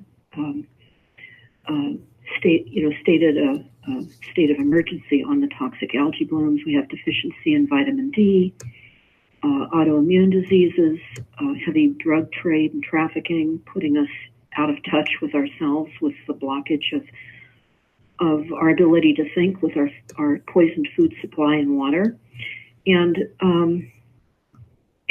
water privatizations, the privatization of the water supply, desert farming. They're really talking a lot about now using desalinization to provide our water, along with the treatment sewer and urine plants that are going to be serving us up because they're telling us we're running out of water. Most people believe that. So where I know many people are with this, because it is so enormous, it is huge. And I know many people get extremely depressed when they start to realize the enormity of what we face, or even part of the enormity. And they go through a tremendous amount of what I like to call truth trauma. And I think everybody approaches the solutions with what they understand the problem to be. And so what we're looking at here, of course, in Northern California, is just trying to breathe without breathing in all the toxins and poisons. Ever since being back, we've not been feeling well. We've been wearing the masks for breathing and air filtration in our homes, and watching and seeing the smoke. It looks like a nuclear winter here. Today it's a little bit better than it was yesterday, but as we were flying in from Florida into LAX, and then along the coastline in Malibu, where I grew up in Malibu, heavy chemtrailing above all the smoke. We were witnessing that. We filmed that all the way on up to San Francisco. And so I agree, we are being thrown into a transhumanism agenda. And I think that we do have to think big. And we also have to think practically, because we still are humans living a human life. For those part of the plan to separate us, to create isolation, to turn us into conspiracy theorists, and to isolate us, and to potentially classify us as needing psych drugs and committed into different hospitals. So I think for many people that I'm talking to here and elsewhere, it is just the understanding that we still are human. We still need to survive. The water supply is under mass attack. We're trying to certainly get the information out that we have primary water so that we're not continually deceived into drinking urine and poop water. But I also will be putting up on stopthecrime.net here in the next day or so. We toured the world's largest geothermal plant, and it ends up being only an hour away from where we live. And we're looking at what the hydrogen sulfide does to the atmosphere. It causes acid rain. What they're doing in this particular geothermal plant was originally initiated by Rothschild, aka Pacific Gas and Electric.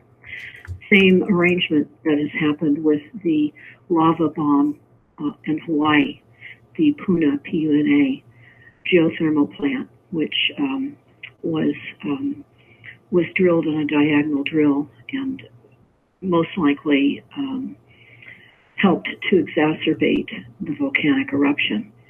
We're having some similar usage of nefarious things here along the fault lines. And what we discovered, and again, this will be up on stopthecrime.net. We would invite everybody that's listening to take a look at this. We toured this geothermal plant. but it's important to understand the aspects of poisoning, the environment that this is creating, and the fact that it's creating daily increased earthquakes, because what they're doing is they're drilling into the ring of fire, so to speak, and they claim that they're utilizing the vapor, the steam, for electricity. And what they're doing to increase electricity for profits on one level of what they say this plant is being used for is they have, in this instance, over 40 miles of pipe that comes from Santa Rosa here, where we were burned out last year, from a wastewater treatment plant, sewer water treatment plant, that goes up with booster pumps up this mountain, up to the geysers, where they're injecting this wastewater into the boreholes. The boreholes are in depths of 13,000 feet to 8,000 feet with diagonal drills, and they're creating, they say, more steam by injecting it with toxins. And of course, in and of itself, the wastewater treatment plants are toxic at best. So we're looking at the understanding that it's increased daily earthquake activity here. The USGS has placed monitors all over the mountains. And so when we were up there, which you will see on that YouTube, they were drilling yet another borehole. And from one borehole, they can branch out in many directions, again, on those diagonal drills. So you can have many wells that merge off of the initial drill that it begins with. And so we're looking at the possibility that this could certainly exacerbate the earthquakes that many people have been talking about, and of course, which is discussed in the NASA War document. That's brought up, more than a half a dozen times about earthquakes. And we know that here in California, the California Earthquake Authority has been suggesting that everybody should get earthquake coverage. And I know that there are a couple of major insurance carriers that pulled out of the earthquake business in California a few years ago. So I think that they're getting ready now to set us up for more seismic activity for sure. The levels of assaults keep us constantly traumatized. We're injured. People are losing their homes, losing everything that they've worked for their entire lives. And we're seeing that here because of the Paradise fires right now are 3 times the amount of housing loss that we lost here in Northern California just in the Sonoma County area 1 year ago. So we have, I was doing just a quick calculation in my mind, and this is not to be quoted, but it certainly looks like we've lost at least 30,000 homes and apartments in these fires since October 2017 up through now, and it's likely more.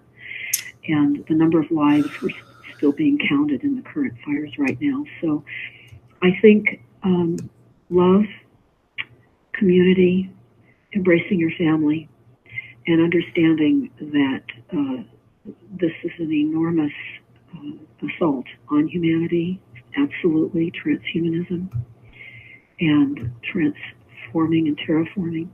We see it, and we have choices still on what we eat and the water we drink. And I know I was hearing Dr. Horton talking about the daily attacks. I see that. I know what that's like, what that feels like. And I have many friends that are heavily, heavily targeted as well. And I just think wherever any of us are with the way we're experiencing this life that we're living right now, we still have to find some area of love and gratitude and understanding that these are demonic forces. This is a tremendous battle between extreme evil and good.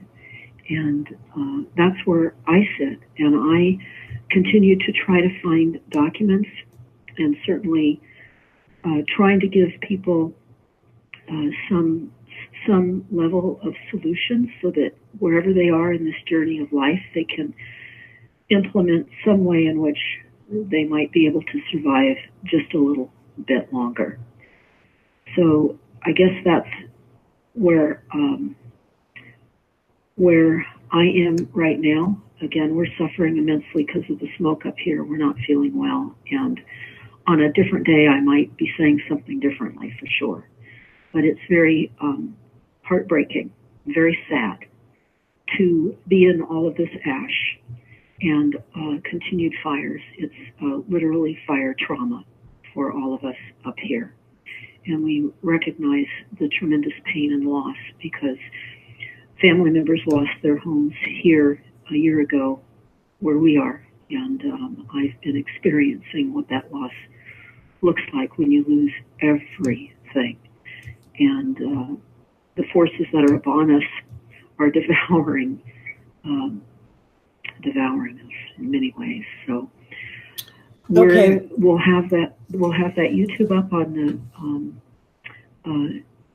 the geyser, the geothermal operation. And what is being claimed with this is that these are going to be located all over the world. We found information on the World Bank on how this will be funded. And they do cause earthquakes and eruptions because they're located on the Ring of Fire. And the hydrogen sulfide is extremely toxic. It causes acid rain and many other ailments as well. And it's deadly if you breathe too much. You can just suffocate in 1 minute, and that includes animals and humans. And the long-range health effects are many. So that is one of the new methodologies to create energy, as well as harvesting energy from the waves, the ocean waves. And many of you know that we have a YouTube up called Coastlines Under Attack. And all branches, all departments are involved. You can look at the implication of the massiveness of what you were talking about, Dr. Horton, was, of course, it presents itself in all the documents because we can see that all of the agencies globally are all involved in the reduction of CO2, of oxygen, because the false reality being created of the need to reduce CO2 and our carbon footprint is nothing more than Earth's suffocation, as you mentioned, Kerry. And that is what we're facing. Reduction of, which is another reason they're attacking the coastlines and literally stampeding people to higher ground, basically altitudes where oxygen is also less. And so we're just really experiencing a journey that I've never been on before, and that I really appreciate the connectivity of these types of calls and these types of conversations, because I think people gain some sense of power and peace in knowing that they're not alone in this journey. That's imperative.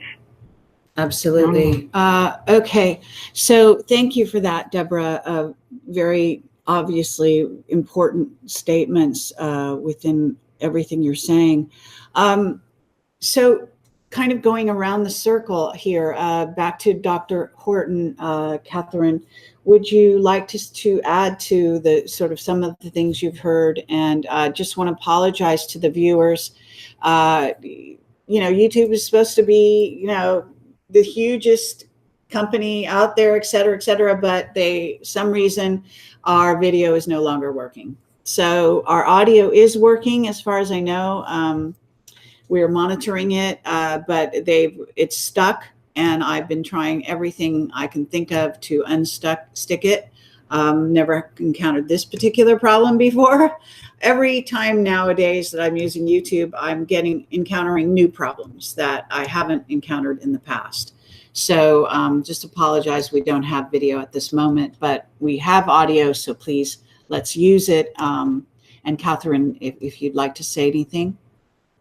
Yes, I would love to. I mean, first of all, regarding the YouTube problems, so my former team and I, we were on show weekly on Thursdays, and we usually had regular sabotage.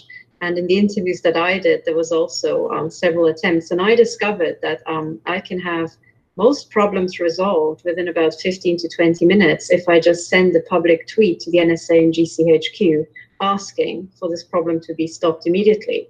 I mean, I have the intelligence agencies on my computer 24/7, not just one. Several of them are monitoring me. And the advantage of that is everybody knows that, so they might as well ensure that my computer works, you know, as it should. All right, that's a good advice. I certainly am monitored heavily, so I will do that right now as you talk. Go ahead. Yeah, please do. And let's see how long it takes for them to get the act together, because all I'm about is I completely understand what Deborah was saying. It's I call it cognitive overload, and psychopaths will use cognitive overload as a weapon against normal people. So because they don't attach emotions to it, they can take incidents bit by bit and just, you know, shrug. But we have always a huge machinery of emotional involvement, and also kind of mental movies that are running and mapping out what's happening to us, what's going to happen, what's happening to others, how are they feeling about it. And it is this extra burden that in the end brings us to our knees. So what I'm trying to do desperately is to fight back against that. And then every system that is doing these crimes, they are key people. Sometimes they are not in the levers of power that we think have the levers of power. Sometimes they're not in the official society. Sometimes they're in the parallel society. But even the parallel society I was talking about, which incorporates all the intelligence agencies and all the secret societies, they too have a command structure. And if you take out a person, you can also slow down the system. They have to sometimes replace it, and when their methods and their identities are discovered, other people can start, you know, climbing on them for different reasons. So what I'm all about is to uncover the identities, because at the end of the day, we do have a lot of people in military bunkers who are unaccounted for, and I've heard about entire underground armies and clone armies, and I can tell from systems analysis point of view that they exist. But nevertheless, on the planet, we have, you know, a couple of billion people, and we can actually data process and map them. The NSA has the capabilities to find every single one of them. And actually the software that the math genius William Binney has developed can do exactly that. We can find out who is doing what at any one point in time. And we also know that the CIA and the NSA have a second-to-second map what's happening everywhere on planet Earth. The NSA owns the entire telecommunication architecture. So it's not like we couldn't find out who these people are. It's actually shockingly easy to find out who they are. And what I'm talking about now is taking these people out. And what we haven't been taught at school, or certainly I haven't been taught, is that our societies have mechanisms and levers through which we can enforce it. And we always have to think, if you're up against a corrupt judge, don't despair. Be aware that he's part of the parallel society. For every corrupt judge, there are on average 2 judges of integrity who just don't know what is going on. And they do have the power to set things into motion. For example, the entire architecture of the common law has been forgotten, and the cartel tries to pull us into commercial, corporate, and admiralty law.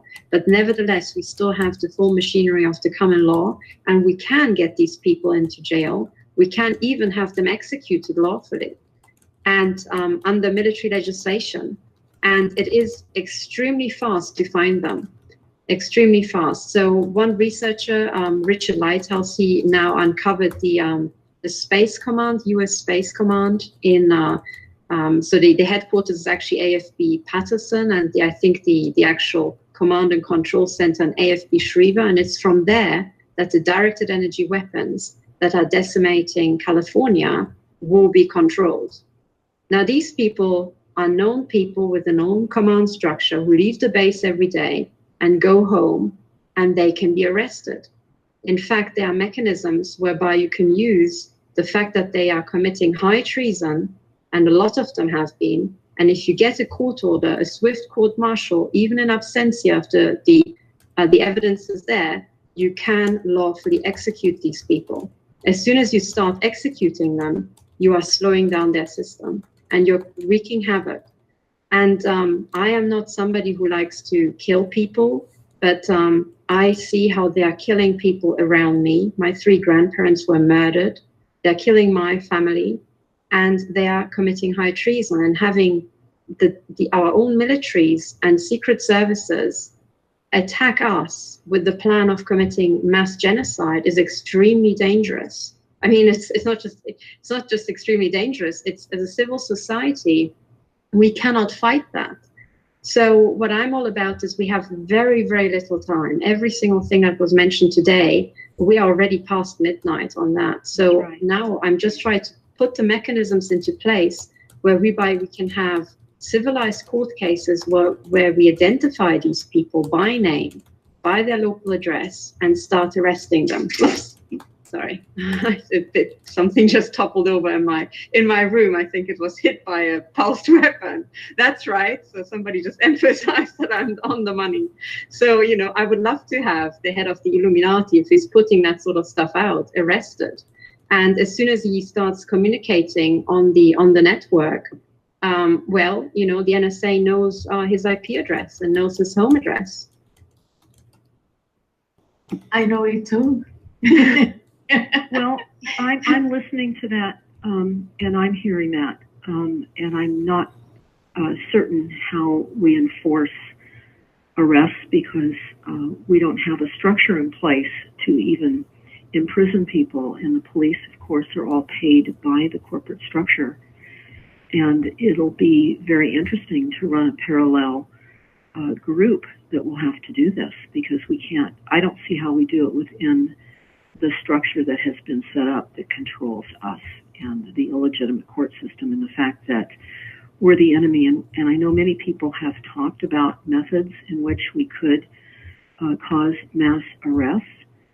Again, here in the United States, of course, the police and sheriffs are all paid through the corporate structure, and the prisons are organized through the corporate structure. Attorneys are all bar-carrying workers for the British Accreditation Regency.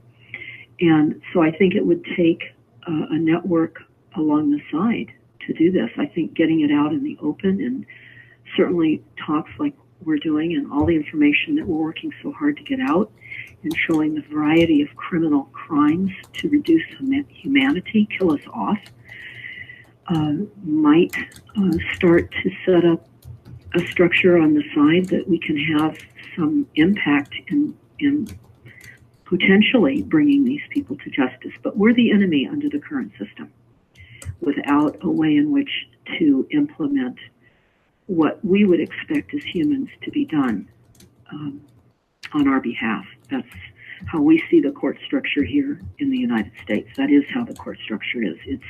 We're a corporation, and it does not work for us. And we are, by Senate Report 93549, we are the enemy. I should also say that that Senate report is unlawful. So you also have to, what I'm trying to do is I'm trying to roll back all these things. And the Intel whistleblowers have talked about how a lot of the classification is essentially illegal because it's being specifically used to cover up crimes against humanity. Now, this means that you can refer to specific things, and you just have to start forcing the system to bring these things about. You know, my experience with the courts and with the court cases I'm supporting is also that no system has undergone 100% capture. There's a certain percentage, sometimes it's 30%, sometimes 60%, but there's always a distribution of people with whom you can still work and who still have access to power.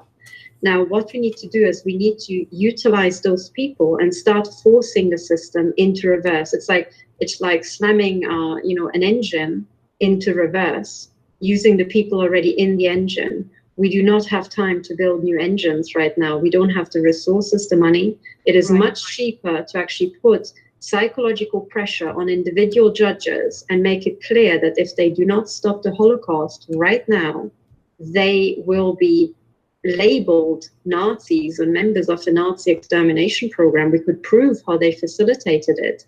And then what people need to know is that in the case of crimes against humanity, there's no limitation period.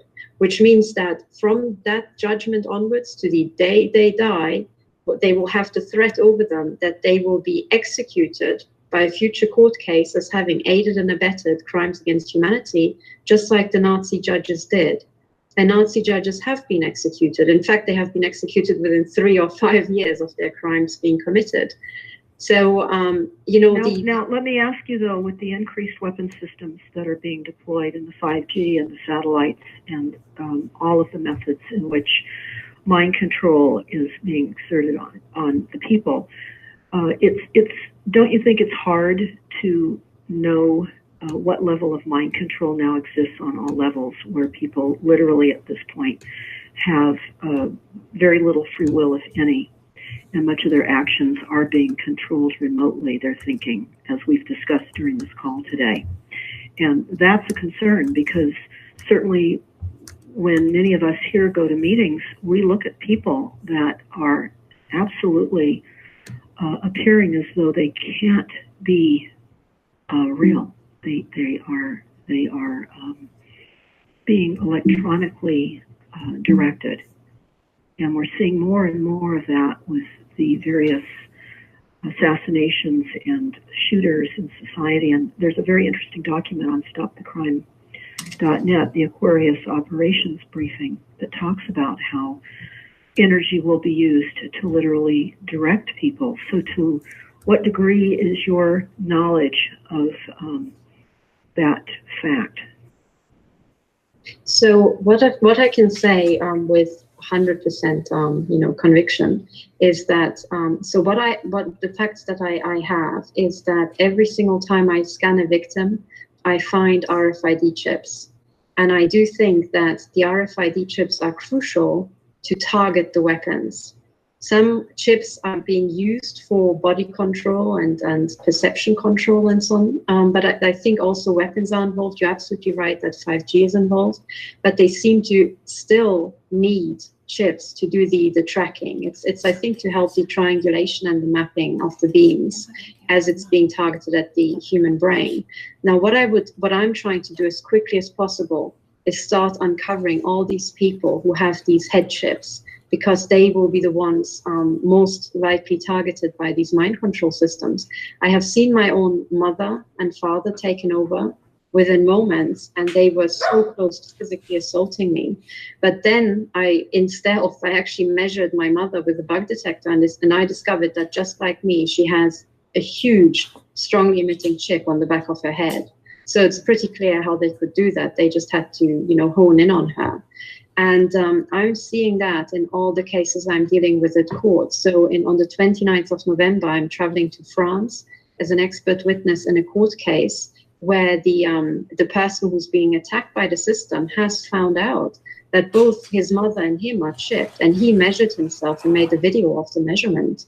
So my gut feeling is that we could help these people if we get through to them quickly and we find an industrial scale of measuring these chips fast. And actually, I think a system might already be in place, because the financial expert Katherine Fitz put out the idea that she thinks that the metal detectors at airports, they are not there to scan us for weapons, because after all the false flags were done by the intel agencies themselves.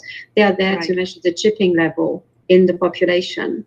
And I think her assessment is spot on, and it fits exactly with what I am uncovering, because I'm systematically going through and I'm looking for these body implants I know to exist, and I'm measuring people for chips. And I am shocked to see how many people I find.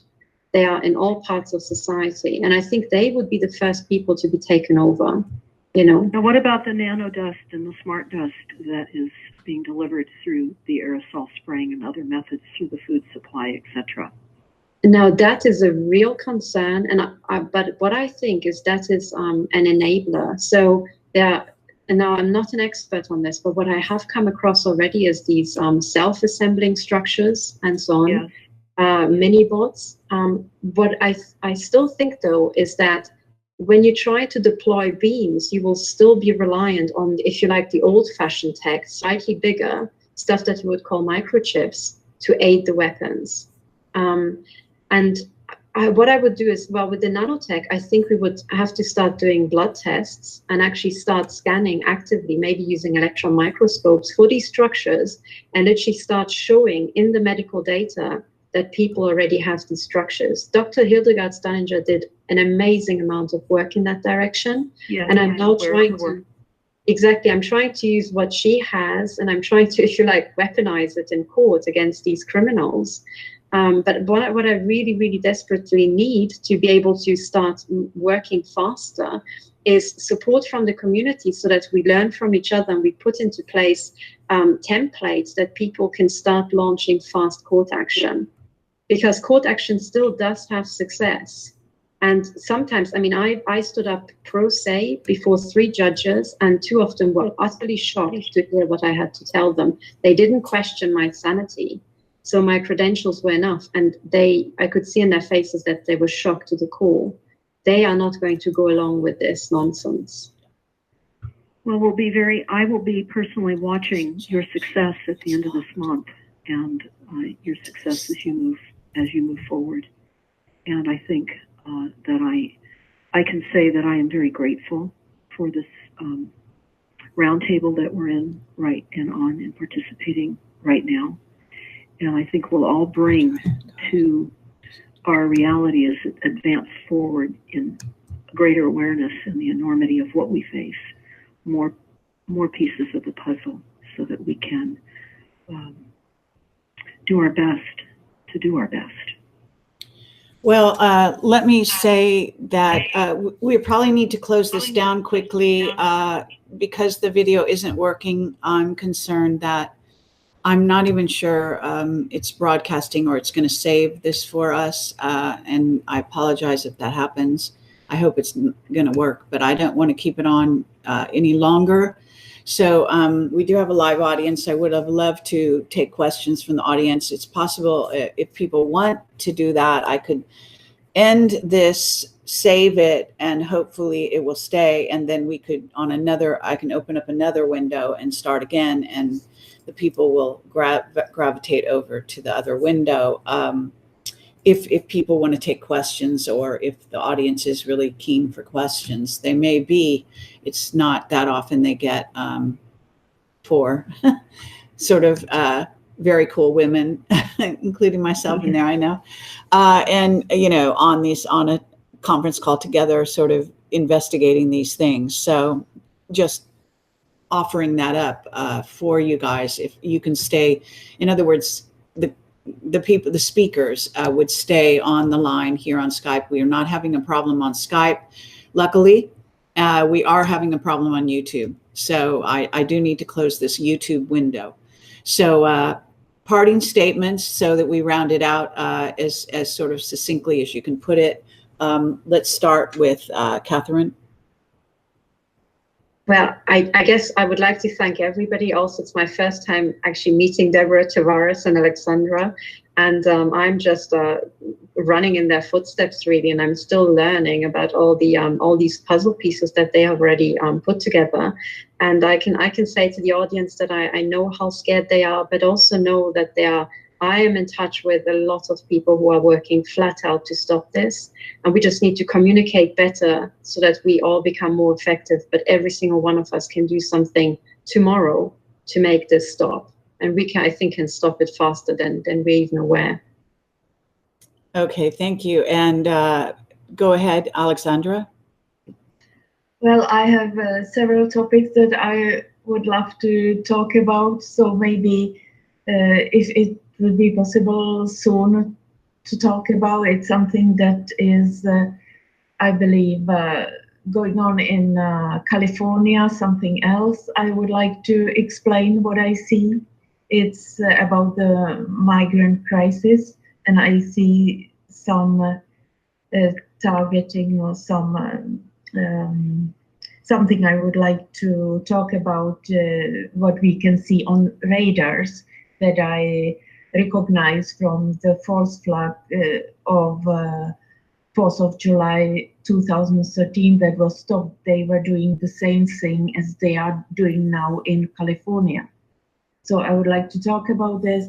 Then I would like to talk about I have a little bit a concept how we could handle the situation. The legal, I would love to talk again with Katherine and all of you again about these things, and that there is a international huge problem in development, and you maybe don't see what I see directly. I would like to talk about the death, the murder, or if he even has been murdered, of the journalist, Saudi journalist. You maybe haven't noticed the Illuminati triangle on his fiance's hijab, which tells me something. And over the top, if the Saudi prince would like to kill a journalist, he do it quietly and not so over the top. So what I'm telling you, they need someone to frame as an antichrist for the real one, who is the real one is the head of Illuminati and the head of the shadow one world government, William Van Down. But they have to frame somebody as the false antichrist, and it's this 33-year-old Saudi prince, Mohammed bin Salman. They have even sold him a picture of Leonardo da Vinci, who is Luciferian, Salvator Mundi, savior of the, but it's Antichrist. You see the huge X means Antichrist. So they are framing him. They want to go to Saudi and destroy Saudi, like Saudi Arabia with 33 million people. I have seen on BBC a woman from Chatham, how we call it, this Chatham House.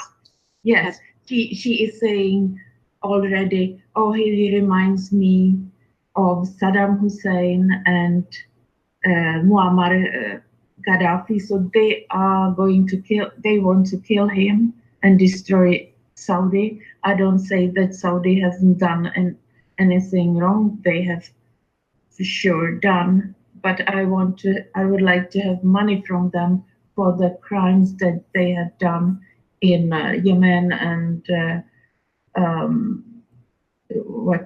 how we call it, Syria, but not next again like Iraq and Libya, now Saudi.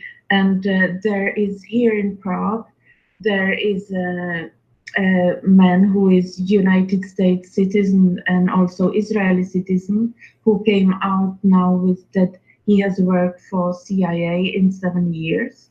And he's saying now, his name is Stephen Bendanon, he is working with some satanic priest for Begley for the Illuminati. And what he's saying now, that he has heard that the plan of these military forces and intelligence, United States and Israeli, I guess, that they want to provoke war first against Palestinian, how we call it, Hamas, then Hezbollah, Lebanon, then they are going to target after that Syria again, and then Iran.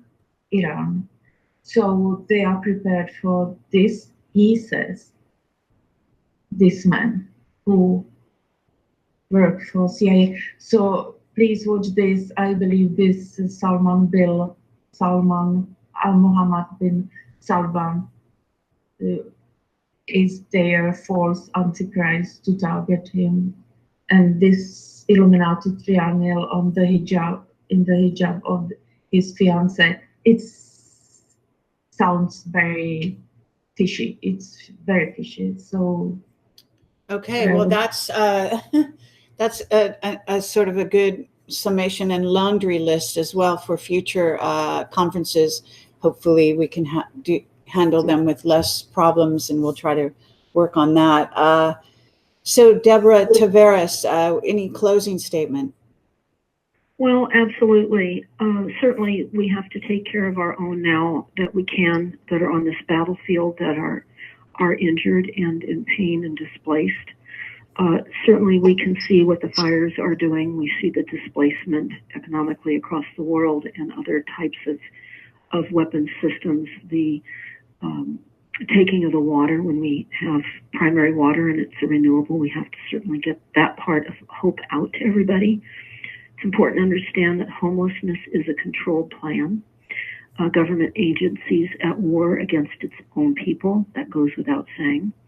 There are enormous profits in the criminalization and the human displacement. In fact, one of the ways in which some of the intel documents are saying that the population will be decreased rapidly is through the psychological inability to adjust to literally being relocated against your will, be it as a result of fires or corralled into these smart cities that are happening throughout the world. So I think along the way of our discovery, it's important for us to keep in mind that there are many injured people. They're living on the streets, they're living in tents, they're living in bushes, and there's sadly no help for them by and large. And certainly we can see that here in Northern California with the thousands and thousands of homes that have been destroyed in Paradise, and many of these people that have been traumatized over the recent week or so of these fires that started on November the 8th, 2018, camping in tents in some of the larger Walmart and Target shopping parking areas are being forced out of those areas. So that's what we're seeing, and we need to help, reach out, help where we can for those of us that still have housing, and do our best to help humanity in this massive plan that has been put in place many hundreds of years ago. And it's just really rapidly moving forward. And I agree with all of you. It's escalated to a point now that we have to continue, in my mind, to be human, because we are, and we're in a human experience, and with a subhuman, non-human set of circumstances that we face, evil to the extreme. And I know many people now are certainly finding peace in prayer and meditation and understanding that this is much larger than us, and just banding together in a common conversation about some of the methodologies that we face is helpful as we go through this. So I appreciate the call. I appreciate the conversation with all of you. Thank you very much. Thank you. Well, it's been delightful to have everyone here, and I really appreciate all of you and each of you, what you contribute to the cause, so to speak, of keeping humanity alive on the planet, and hopefully making way through the future, through this very tough time that many people are going through.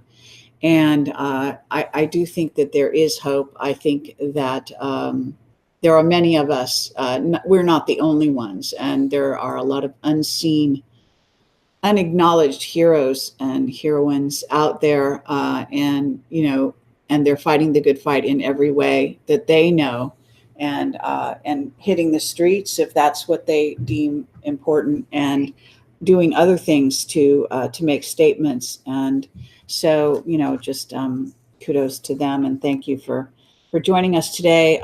Sorry for the inconvenience in terms of the broken call, etc. We are obviously being interfered with, and I did make those statements to no avail on both my Twitter and on all my different social media here behind the scenes, but apparently they didn't deem it acceptable to give me back my video and to make YouTube actually work the way it's supposed to work.